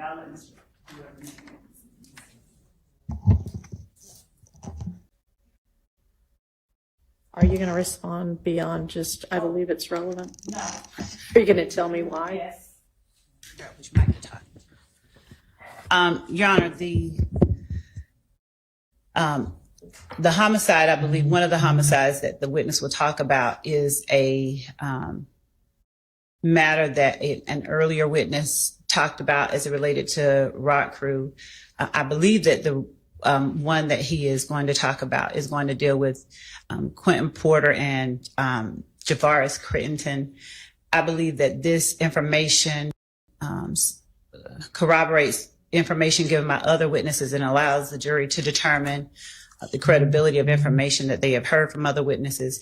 It's not bolstering because it's his personal knowledge, but to have information about a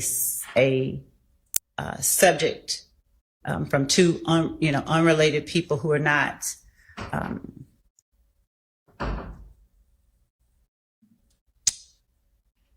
connected with one another, but are saying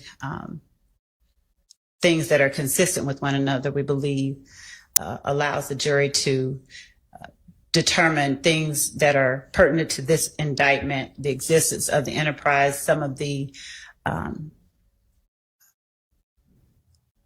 information in the indictment about the start of the enterprise, its beginnings, the kind of crimes that have been committed, and some of the people that they've heard other witnesses talk about. So in as much as I think it was a 401 objection, it's relevant.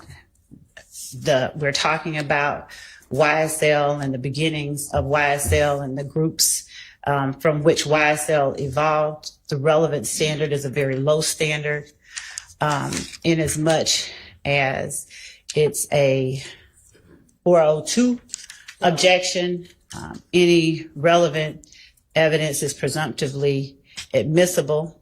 In as much as it's a 403 objection, I'm not sure what, I haven't heard any offer as to how it's substantially more prejudicial. I know I hear a lot about, Is it that I don't know. prong of it, Mr. Steele, or something else?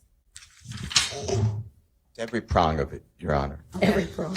Well, him saying every prong, Your Honor, any information that tends to prove an allegation in the indictment is going to be prejudicial to a defendant. And Mr. Steele or no one on behalf of the defendant Williams is offering up how it unfairly prejudices Mr. Williams for the state to be able to prove the elements in the indictment, the existence of the gang, the beginnings of the gang as we allege, and the kinds of crimes and activities that the enterprise participates in, and the conspiracy itself. I don't know how it's unfairly prejudicial in such a way. So the question that you asked was, who was the suspect of the murder? I mean, are you going to establish that just for somebody to be a suspect doesn't establish anything other than they were a suspect. Are you going to establish something beyond that? The person's involvement. I'm not going to go whole hog into convictions and statements and things like that. I wanted to have the jury know people who were alleged to be involved and people he talked to. And as I said, I believe that even when the jury doesn't know from one witness exactly what a particular person did as it related to an incident, that information is then supplemented by other witnesses' testimony. It corroborates things that they have heard and will continue to hear. What was that noise? What no? Okay, whose phone? Whose phone made that noise? Somebody knows whose phone made the noise. Whose phone made the noise? Okay, whether it's outside a bag or not, phones aren't supposed to be making noise. So if you can't turn the phone off before you come into court, then you're not going to be able to have the phone in court. Understand? Whose ever phone it was? Because that's disruptive, and they all need to be on silent if you are permitted to have one at all because you have a Rule 22. It needs to not make any noise. If it happens again, you won't be permitted to have the phone in here. All right, go ahead, Ms. Love. And this is a case that Trontavia Stevens, I believe that we've heard a little bit about. There were objections, I believe, prior to Your Honor coming on about getting deeper into it, but Trontavia Stevens was a material witness in that case.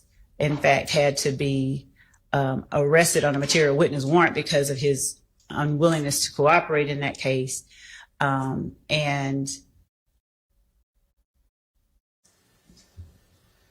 Okay, I mean, I get, maybe I'm just not following. If the point of it is that Stevens was a material witness and knew something about it, how does... No, that I'm that's tying not it into members, alleged members of YSL and the activities that they participate in and the steps to which they go.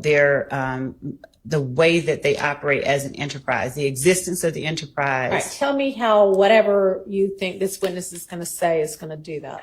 It gives the jury the information that this witness is aware of a particular murder that involved Rock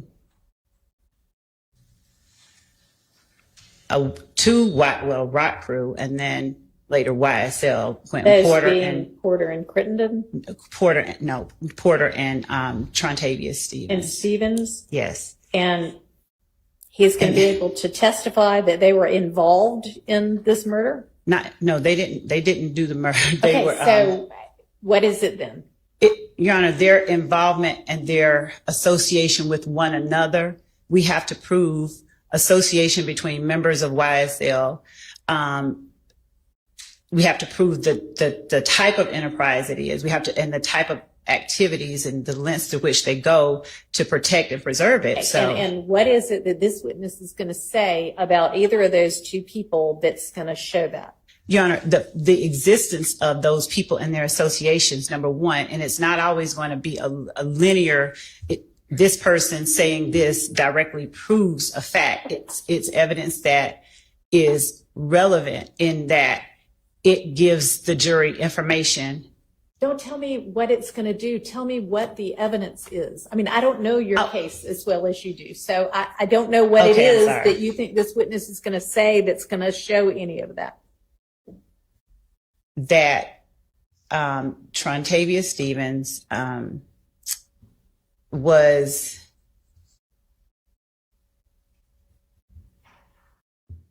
what I know happened. So he was believed to have been set up by Big Boo. It was put out that he was set up by Big Boo. There was a break from Big Boo as a result of this particular murder, and that offshoot eventually produced YSL. Now, I don't expect that he's going to say all of that, but it's the connections between Porter and Stevens that I believe are. Okay, and how is this witness going to testify to connections between Porter and Stevens? Based on what his investigation and his involvement in the investigation of the murder.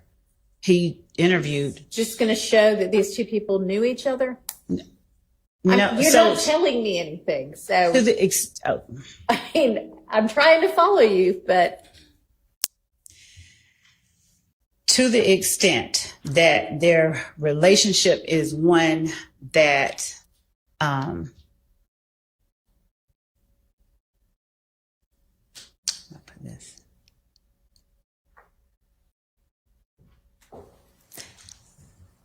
has been described and will further be discussed, Your Honor. Just 1 second. Okay. Maybe we'll all take a bathroom break, and then when you come back, you'll be able to articulate what it is. So let's all. I can. I'll be able to better consolidate it. Okay. For the record, I'd like to add my objection, which is going to be hearsay and confrontation clause on top of Mr. Steele's objections. Okay. Well, I at this point have no idea what this detective might testify to. So I don't know. Maybe we'll everybody who needs to go to the restroom, and then we'll read.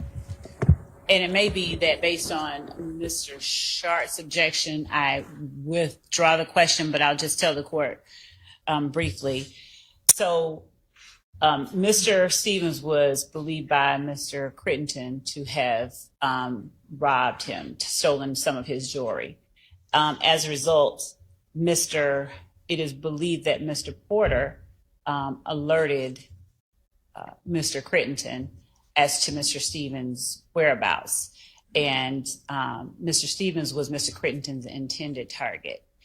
There has been testimony, and will likely be a little bit more testimony, about the impetus of the transition from one group to the other.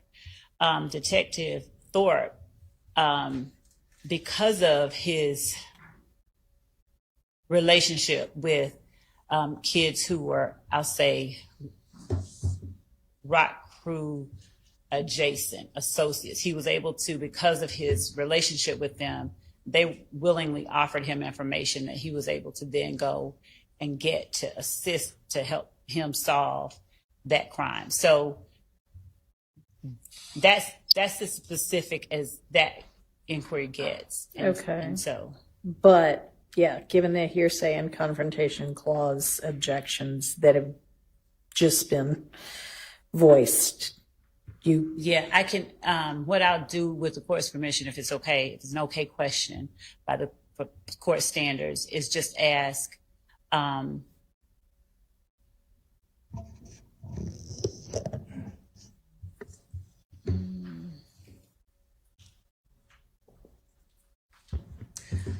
well, given that that was what I was going to pull out, whatever the court's ruling is. Well, it seems like the only way he would know that is through his investigation, and given that it was an investigation, that would be testimonial. And they're not. He's not talking about what they said. He's just saying that they were able to.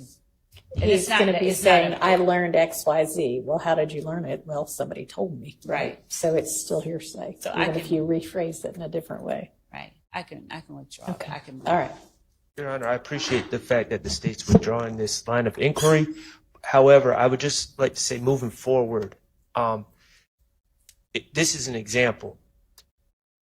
This alleged crime, it was adjudicated in court from 2011, I believe, is not on the indictment. There was no 404B notice. There was no 418 notice. There was no discussion of this as an intrinsic act.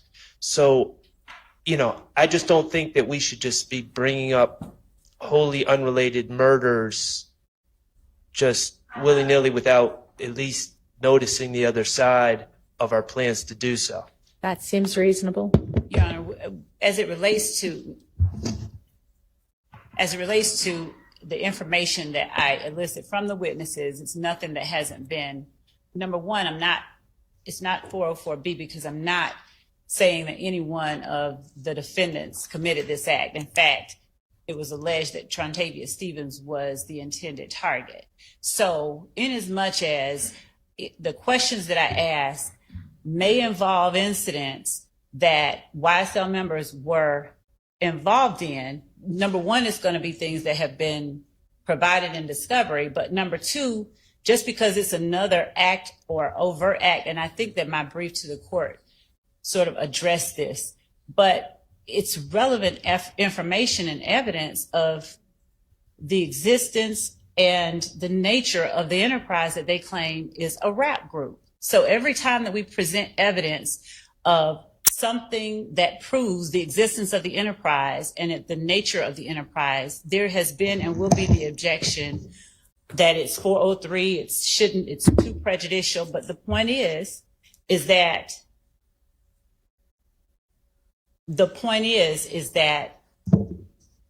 the information that I'm soliciting from the witnesses are intended to prove up elements of count one in this indictment.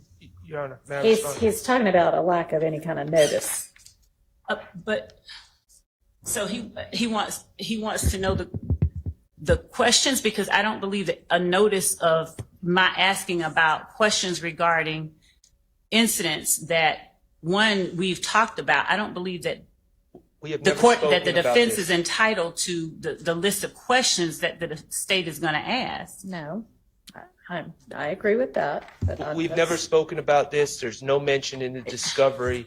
To my knowledge, certainly no police reports about the murder of, I guess, Julian Jones. I only know that because Detective Thorpe said that name.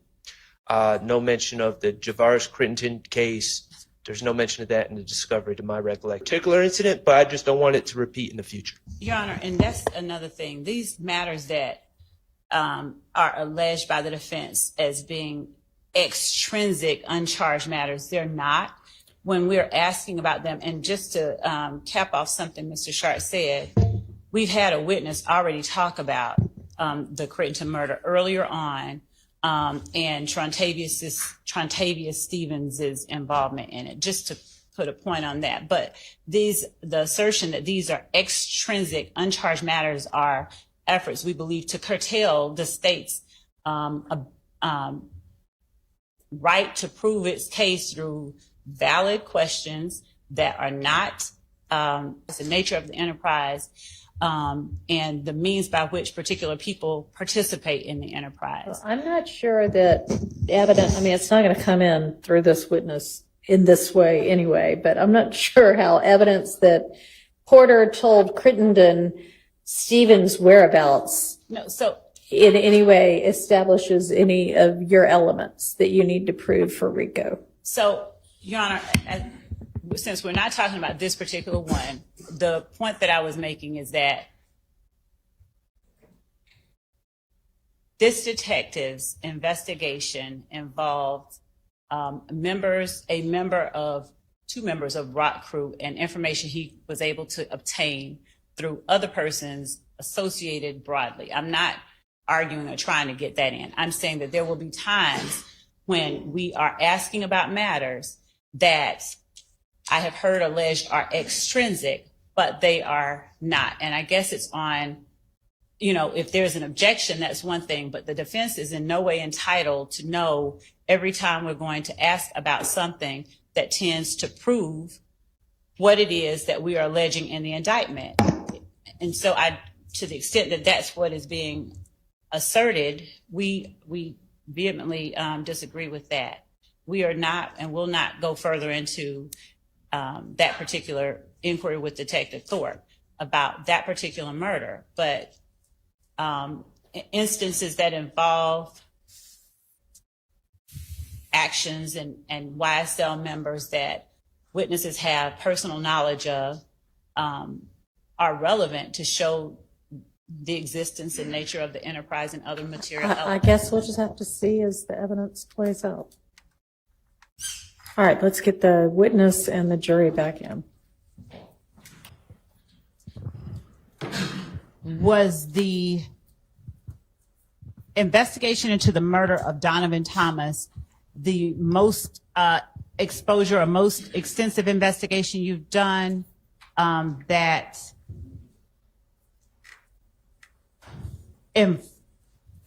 throughout your investigation of Donovan Thomas, did you have an occasion to investigate more about the group YSL?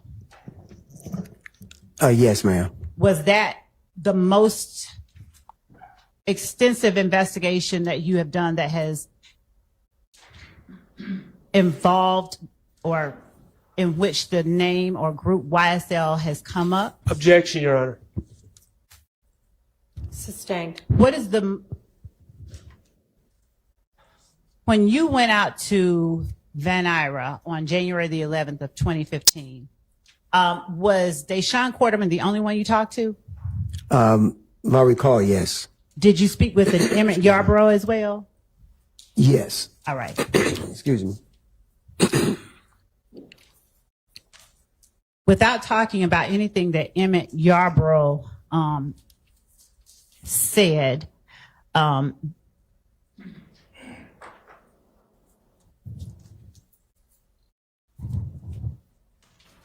were there concerns addressed regarding the Donovan Thomas murder? I believe so.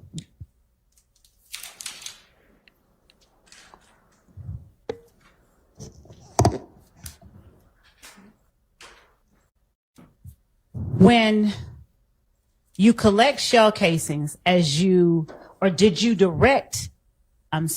you are on scene as lead detective, do you or other homicide detectives working sort of in tandem with you, do you all direct the collection of those shell casings? Yes, ma'am. All right. And what do you do with them once you collect them? Yes, ma'am. They're photographed and they're placard, so we know exactly what shell casing belonged to what group.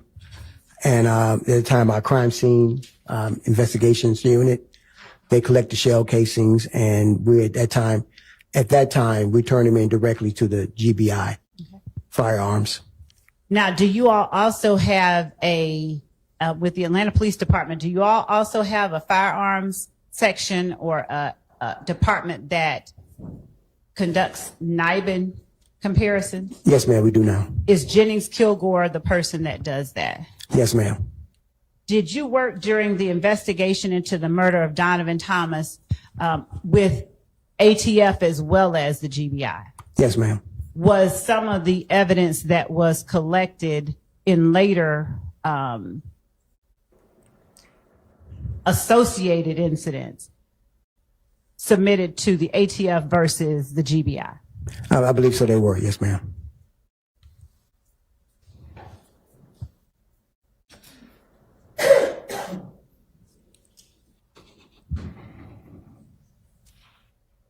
Did you collect the firearm, or did you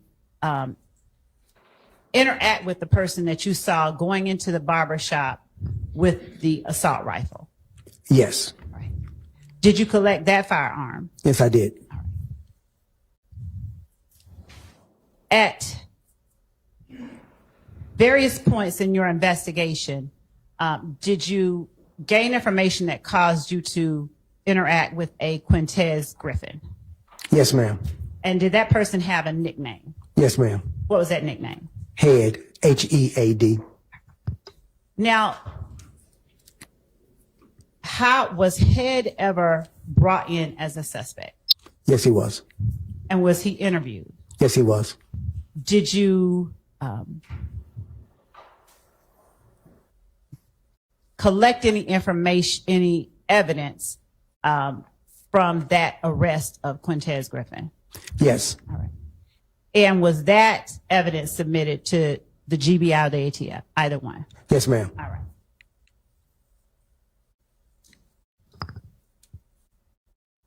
Throughout the month of January and into February, were you personally aware of other incidents that you then looked into as connected with the murder of Donovan Thomas? Not myself in particular, but I was getting information from the gangs unit. All right. And when you were given information from the gangs unit, what, if anything, did you do to aid in your investigation into the murder of Donovan Thomas? At that time, we did a collaboration. Anything that they needed done, like search warrants or anything pertaining to that nature, or order of production for inmate to do an interview with, I would conduct that for them. And when you would do things like an order of production to produce an inmate, is there a record that you're taking someone out of custody to APD, for instance? Yes, ma'am. All right. And did you keep records of each inmate that you did that with? Yes, ma'am. Now, when you talked about Spencer Wright, how did you learn about Spencer Wright? Okay. Let me phrase that better. Did Spencer Wright reach out to you, or did you reach out to Spencer Wright? Neither. Did he reach out to a member of the Atlanta Police Department? Yes, he did. And when he reached out to a member of the Atlanta Police Department, did that member of Atlanta Police Department reach out to you? Yes, they. Overruled. Yes, they did. At the time that you spoke with Spencer Wright, was that the name that you thought was his name? No, Spencer Wright was his real name. Right. Yes. Was that the name that you were first advised No, when ma'am. to talk to you? No, Do ma'am. you remember the name? I think it was Robinson, I believe it. Nicholas Robinson? Nicholas Robinson he used. How did you learn, or from whom did you learn that his name was Spencer Wright? Detective Gaither of the gangs unit. All right.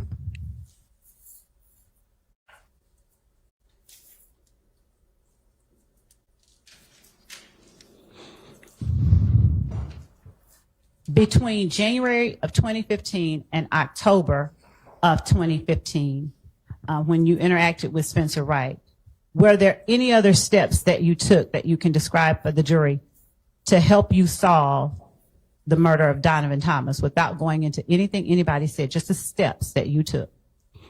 Yes, I will work and correlate information along with the gang unit, possibly develop suspects based on their investigation. Okay. Do you know how many incidents between January of 2015 and October of 2015 you looked into to aid in your investigation of the murder of Donovan Thomas? Yes, ma'am. How many? It was over 40. Okay. Were all of these incidents the same type? What type of incidents were they? Retaliation shootings.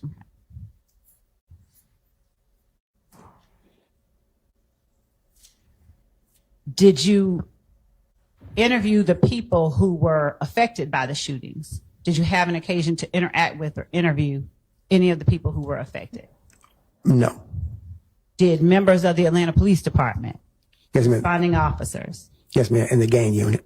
and was it always Detective Dennis and Detective Gaither, or did, for instance, Investigator Connor, Investigator Price, and other people help you? Sustained. Was it always Detective Dennis and Detective Gaither? Yes, ma'am.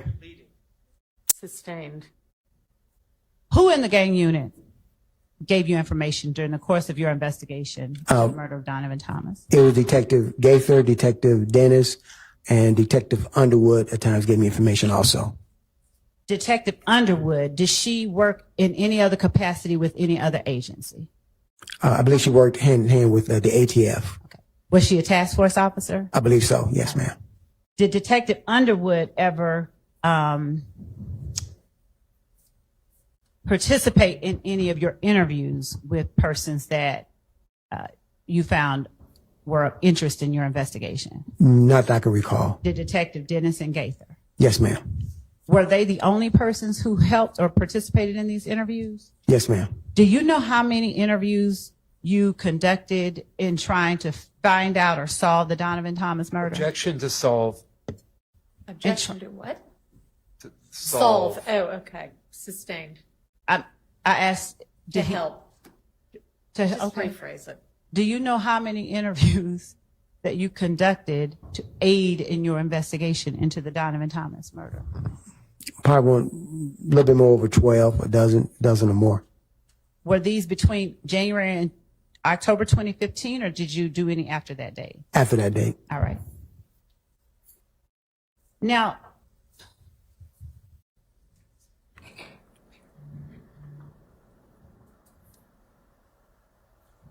at some point, do you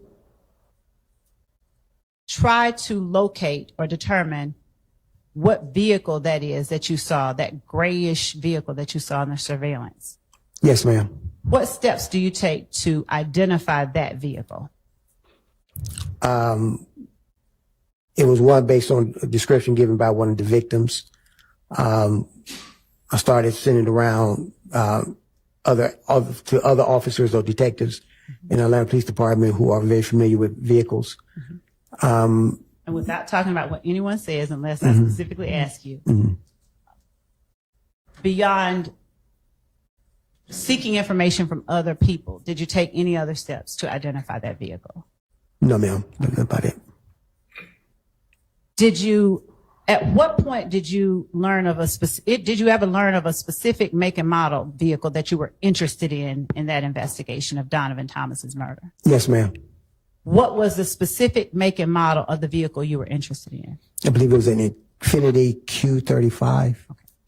And do you know if the Infiniti Q35 preceded any other model? Not to my knowledge. Okay.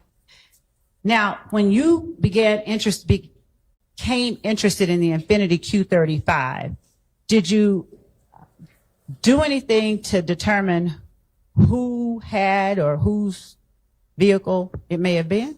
Yes, ma'am. Right. Are you able to tell the jury whether you got that information from a source, one particular source, or multiple sources? Multiple sources. Okay. How many times did you talk to Kenneth Copeland? Maybe a total, maybe 4, I believe. Did Kenneth Copeland provide you information that you were able to in any way use to get more information about the murder of Donovan Thomas? Yes, ma'am. Did he provide you information that you were able to confirm or deny was accurate? Yes, ma'am. Did you take steps to confirm or deny the accuracy of the information you were given by Kenneth Copeland? Yes, ma'am. Were you ever given phone numbers by Kenneth Copeland? I can't recall. Were you ever given information regarding vehicle rentals by Kenneth Copeland? Yes, ma'am. Before 2016, did you go or make any efforts to try and locate information about that vehicle? Yes, ma'am. Now, what vehicle information did you get that you tried to follow up on before 2016? That it was possibly a rental, And a rental from where? the airport. And did you ever go out to the airport before 2016 to try and get information about it? I believe I did. All right. Were you successful? No, ma'am. Now, after a certain point, do you keep your file with you and that's the end of it, or do you turn it over to the district attorney's office at some point? Turn it over to the district attorney's office upon their request. When you turn the file over to the district attorney's office, does the investigation, or do you stop working on the crime itself? No, ma'am. Do you work with any particular people to further investigate the crime? Yes, ma'am. Is there any one particular person at the district attorney's office back in 2016 that you worked with to try and further investigate the murder? Yes, ma'am. Senior ADA Mike Sprinkle. All right. Do you know what his job was at the district attorney's office during that time? Yes, ma'am. Did he work primarily homicides? Yes, ma'am. Okay.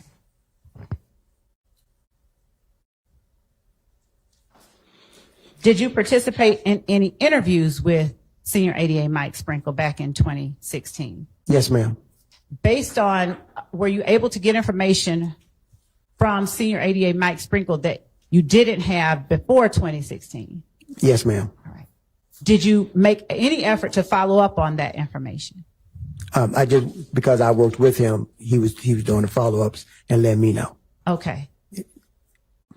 So I became his assistant. All right. During 2015 and 2016, were you familiar with social media? Yes, ma'am, somewhat. When you say somewhat, did you ever utilize social media inquiries to help you in your investigations? No, ma'am. Did you ever gain assistance from others with social media to help you assist in your investigation? Yes, ma'am.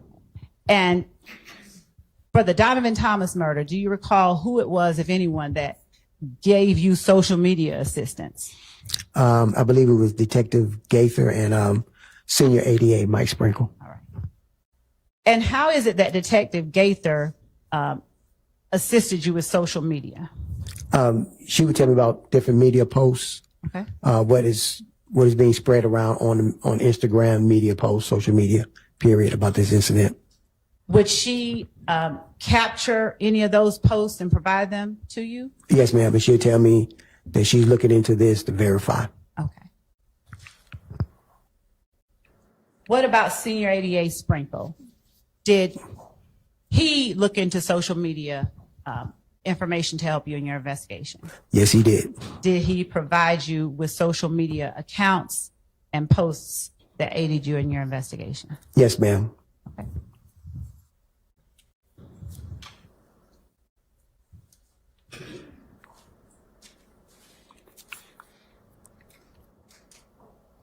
Going back to Mr. Wright, did you interview him once without Senior ADA Mike Sprinkle? Yes, ma'am.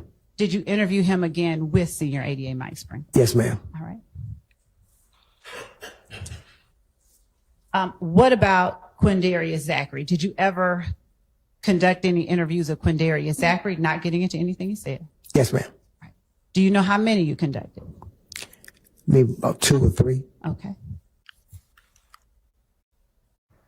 Did you take any steps to compare information you got in one interview with information you may have gotten in another interview? Yes, ma'am.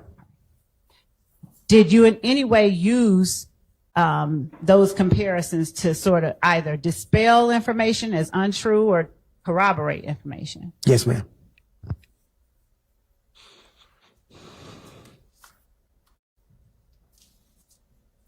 Did you learn from anyone in particular who may have rented the vehicle that you were looking into, the Infinity? Yes, ma'am. Calls for hearsay. Your Honor, the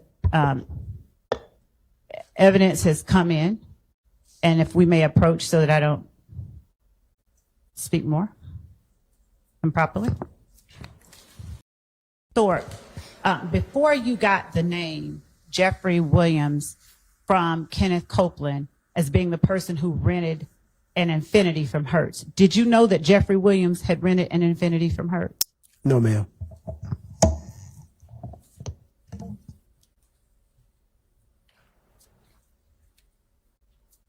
Were you present when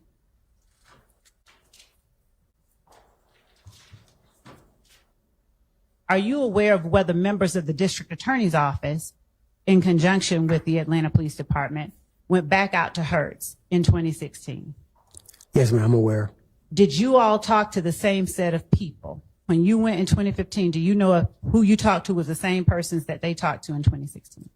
I do not recall. I do not know if they were the same person. And were you able to get more information in 2016 once you began working with the district attorney's office? Yes, ma'am, a lot. Did you use that information gained from Hertz to aid in your investigation into the murder of Donovan Thomas? Yes, ma'am. Without saying what was said to you, were you able to determine during your investigation if people went outside of Atlanta after the murder of Donovan Thomas? I do not know about that part. Did you get any phone records during your investigation into the murder of Donovan Thomas? Yes, I did. Did Detective Gaither aid you in getting some of those phone records? Yes, ma'am.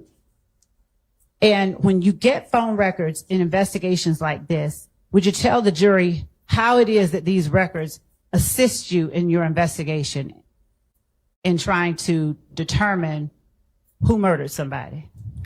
Yes. We use the cell phone records, their course of travel. Also see if they was in the area where the incident took place, based on the cell tower. Also, we try to see, based on their call logs, who did they call before, during, and after the incident. Do you remember of the phone records that you gained or gathered through this investigation from 2015 through 2016, either alone or with other members of the Atlanta Police Department or the DA's office? Yes, ma'am. Would you tell the jury, without getting into the details about the phone records themselves, some of the persons whose phone numbers you sought and were able to obtain? Yes, ma'am. Now, who are some of the people whose phone numbers you got during this investigation? I believe it was Kenneth Copeland, Demikian Garlington, can't recall the other person's real name. Knew him as Montonk, I believe it was. Antonio Sledge? Yes, ma'am. Uh-huh. Who else? Who else's phone numbers do you recall getting throughout this investigation? I believe that's the ones that I targeted on. Were other numbers provided to you by members of the DA's office or members of the gang? Yes, ma'am.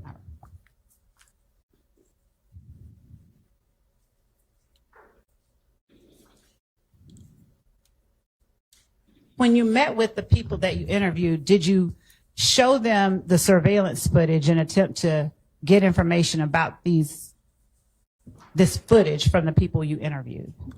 No, ma'am. Okay. Why not? I did not personally, because I didn't want it to affect how they described the incident to me. Okay. Now,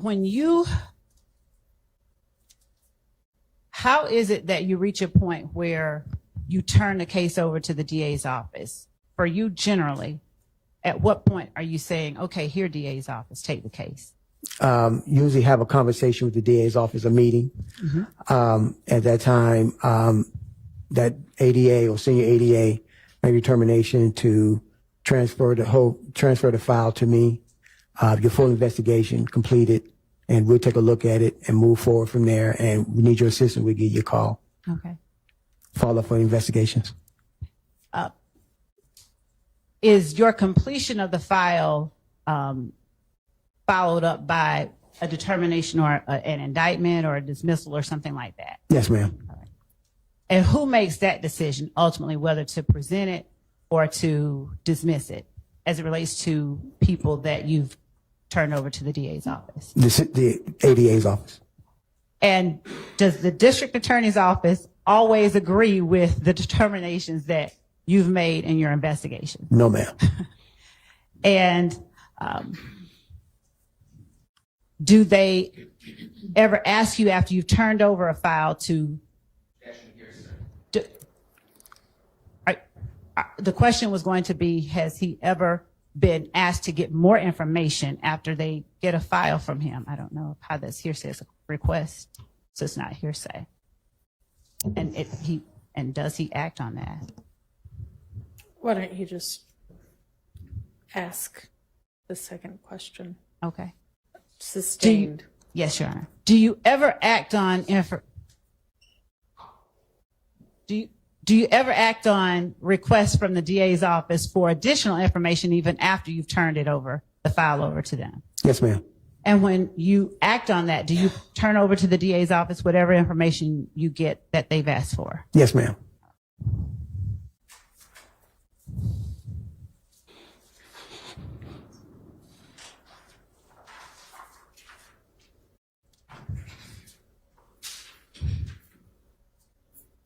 In the Donovan Thomas murder,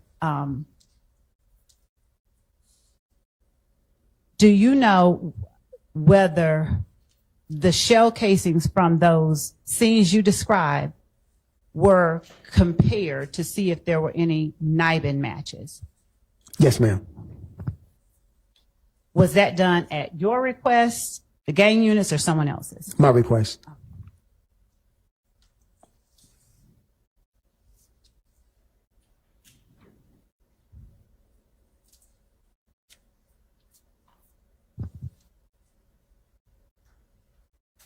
Did the information that you gained from every person that you interviewed always turn out as true? Yes, ma'am. Every person that you talked to told you the truth? Objection has been answered. I'm going to overrule. I'm going to let her clarify. Did the information you get from the people, everybody you interviewed, did it always pan out? Did you always find that it was true, or did you sometimes disprove or discredit the information? Yes, ma'am. Sometimes we proved and disproved what they were saying. Okay. And if you were able to discredit or disprove information, did that help you in your investigation as well? Yes, ma'am. In what way? We know if we hit in a wall or we found a good door to go through to further investigation, find more information. Okay.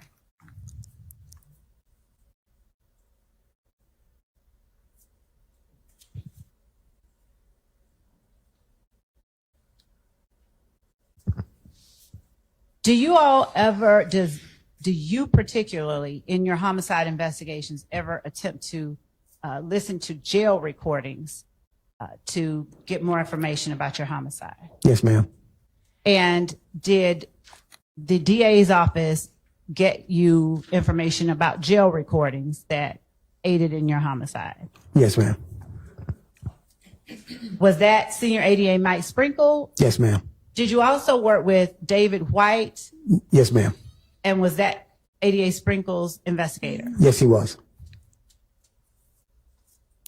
Was Mr. White able to get you even further information that helped in your investigation? If I recall correctly, yes, ma'am, he did.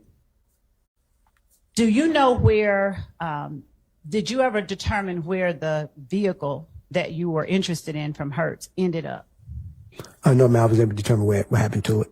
Do you know if Excuse me. ADA Sprinkle and Investigator White investigated that further? Yes, ma'am. Objection, Your Honor, calls for hearsay. Sustained. Okay.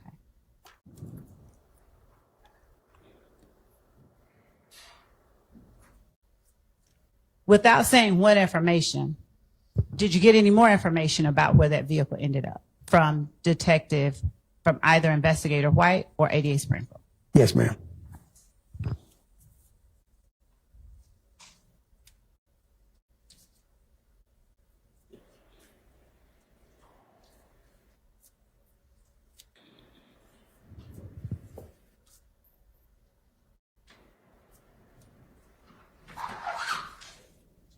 When you got phone numbers to look into, were some of those numbers given to you during the interviews of the persons who, for instance, if you're interviewing me, I offer you my number. Does that happen sometimes? Yes, ma'am. Did that happen sometimes in this case? Yes, ma'am.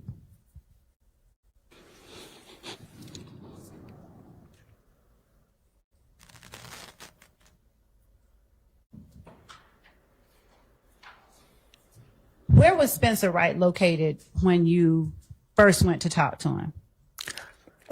He was involved in an incident and he was transported to the homicide office. Okay. I can't recall what street he was on. Had he been arrested? Yes, ma'am. All right. And was he trying to offer up information to sort of get some kind of help with his case?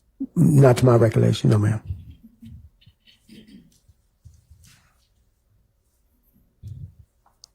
When you get information, do you ever get information from people who've been arrested that want sort of quid pro quo? Yes, ma'am. And what do you discard that information, or do you try to follow up on it, or something different? I try to follow up on it. Why do you follow up on information when they're offering it in exchange for help? Because that's part of the investigation process. You got to figure out if they're telling the truth. Mm-hmm. Information they deeming is correct and can help you further your investigation. Okay.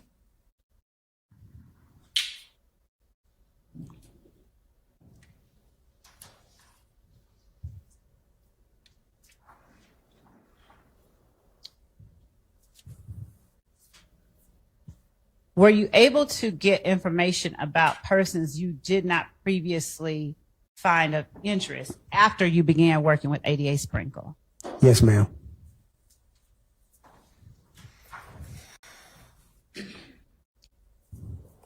Now, when you get to the point where you turn over a case to the district attorney's office, do you have to make arrests? I mean, have you at that point made arrests or taken out warrants? Overall, or this particular case? In general, do you turn over the case before or after you've taken out warrants? It depends on the investigation. Sometimes before, sometimes after. A whole lot of times more after the arrest is made. And what is it that decides whether you're going to turn it over before you decide who to arrest versus after? Depending on the investigation, like I said, we have a discussion, a meeting with the senior ADA, and let them know exactly what's going on with the investigation. This is what I've determined as a possible probable cause. 9 times out of 10, sometimes they see it your way, sometimes they don't. Okay. And if you've made an arrest, do you have to go into court and testify after, not before trial, but before a judge to make any determination about whether or not? Objection, Your Honor. Relevance. Sustained.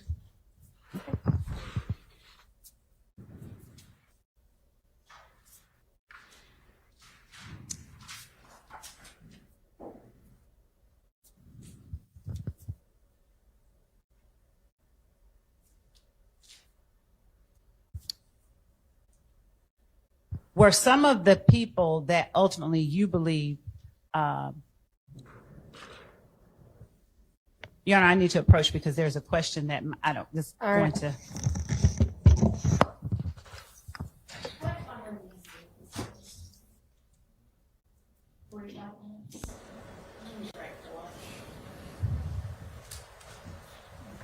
All right, so we're going to take our lunch break now. Yeah, let's be back at 1. Can we be back at 1:30? Can y'all be back at 1:30? Is that going to give you all enough time? Let's do that, since we got a late start this morning.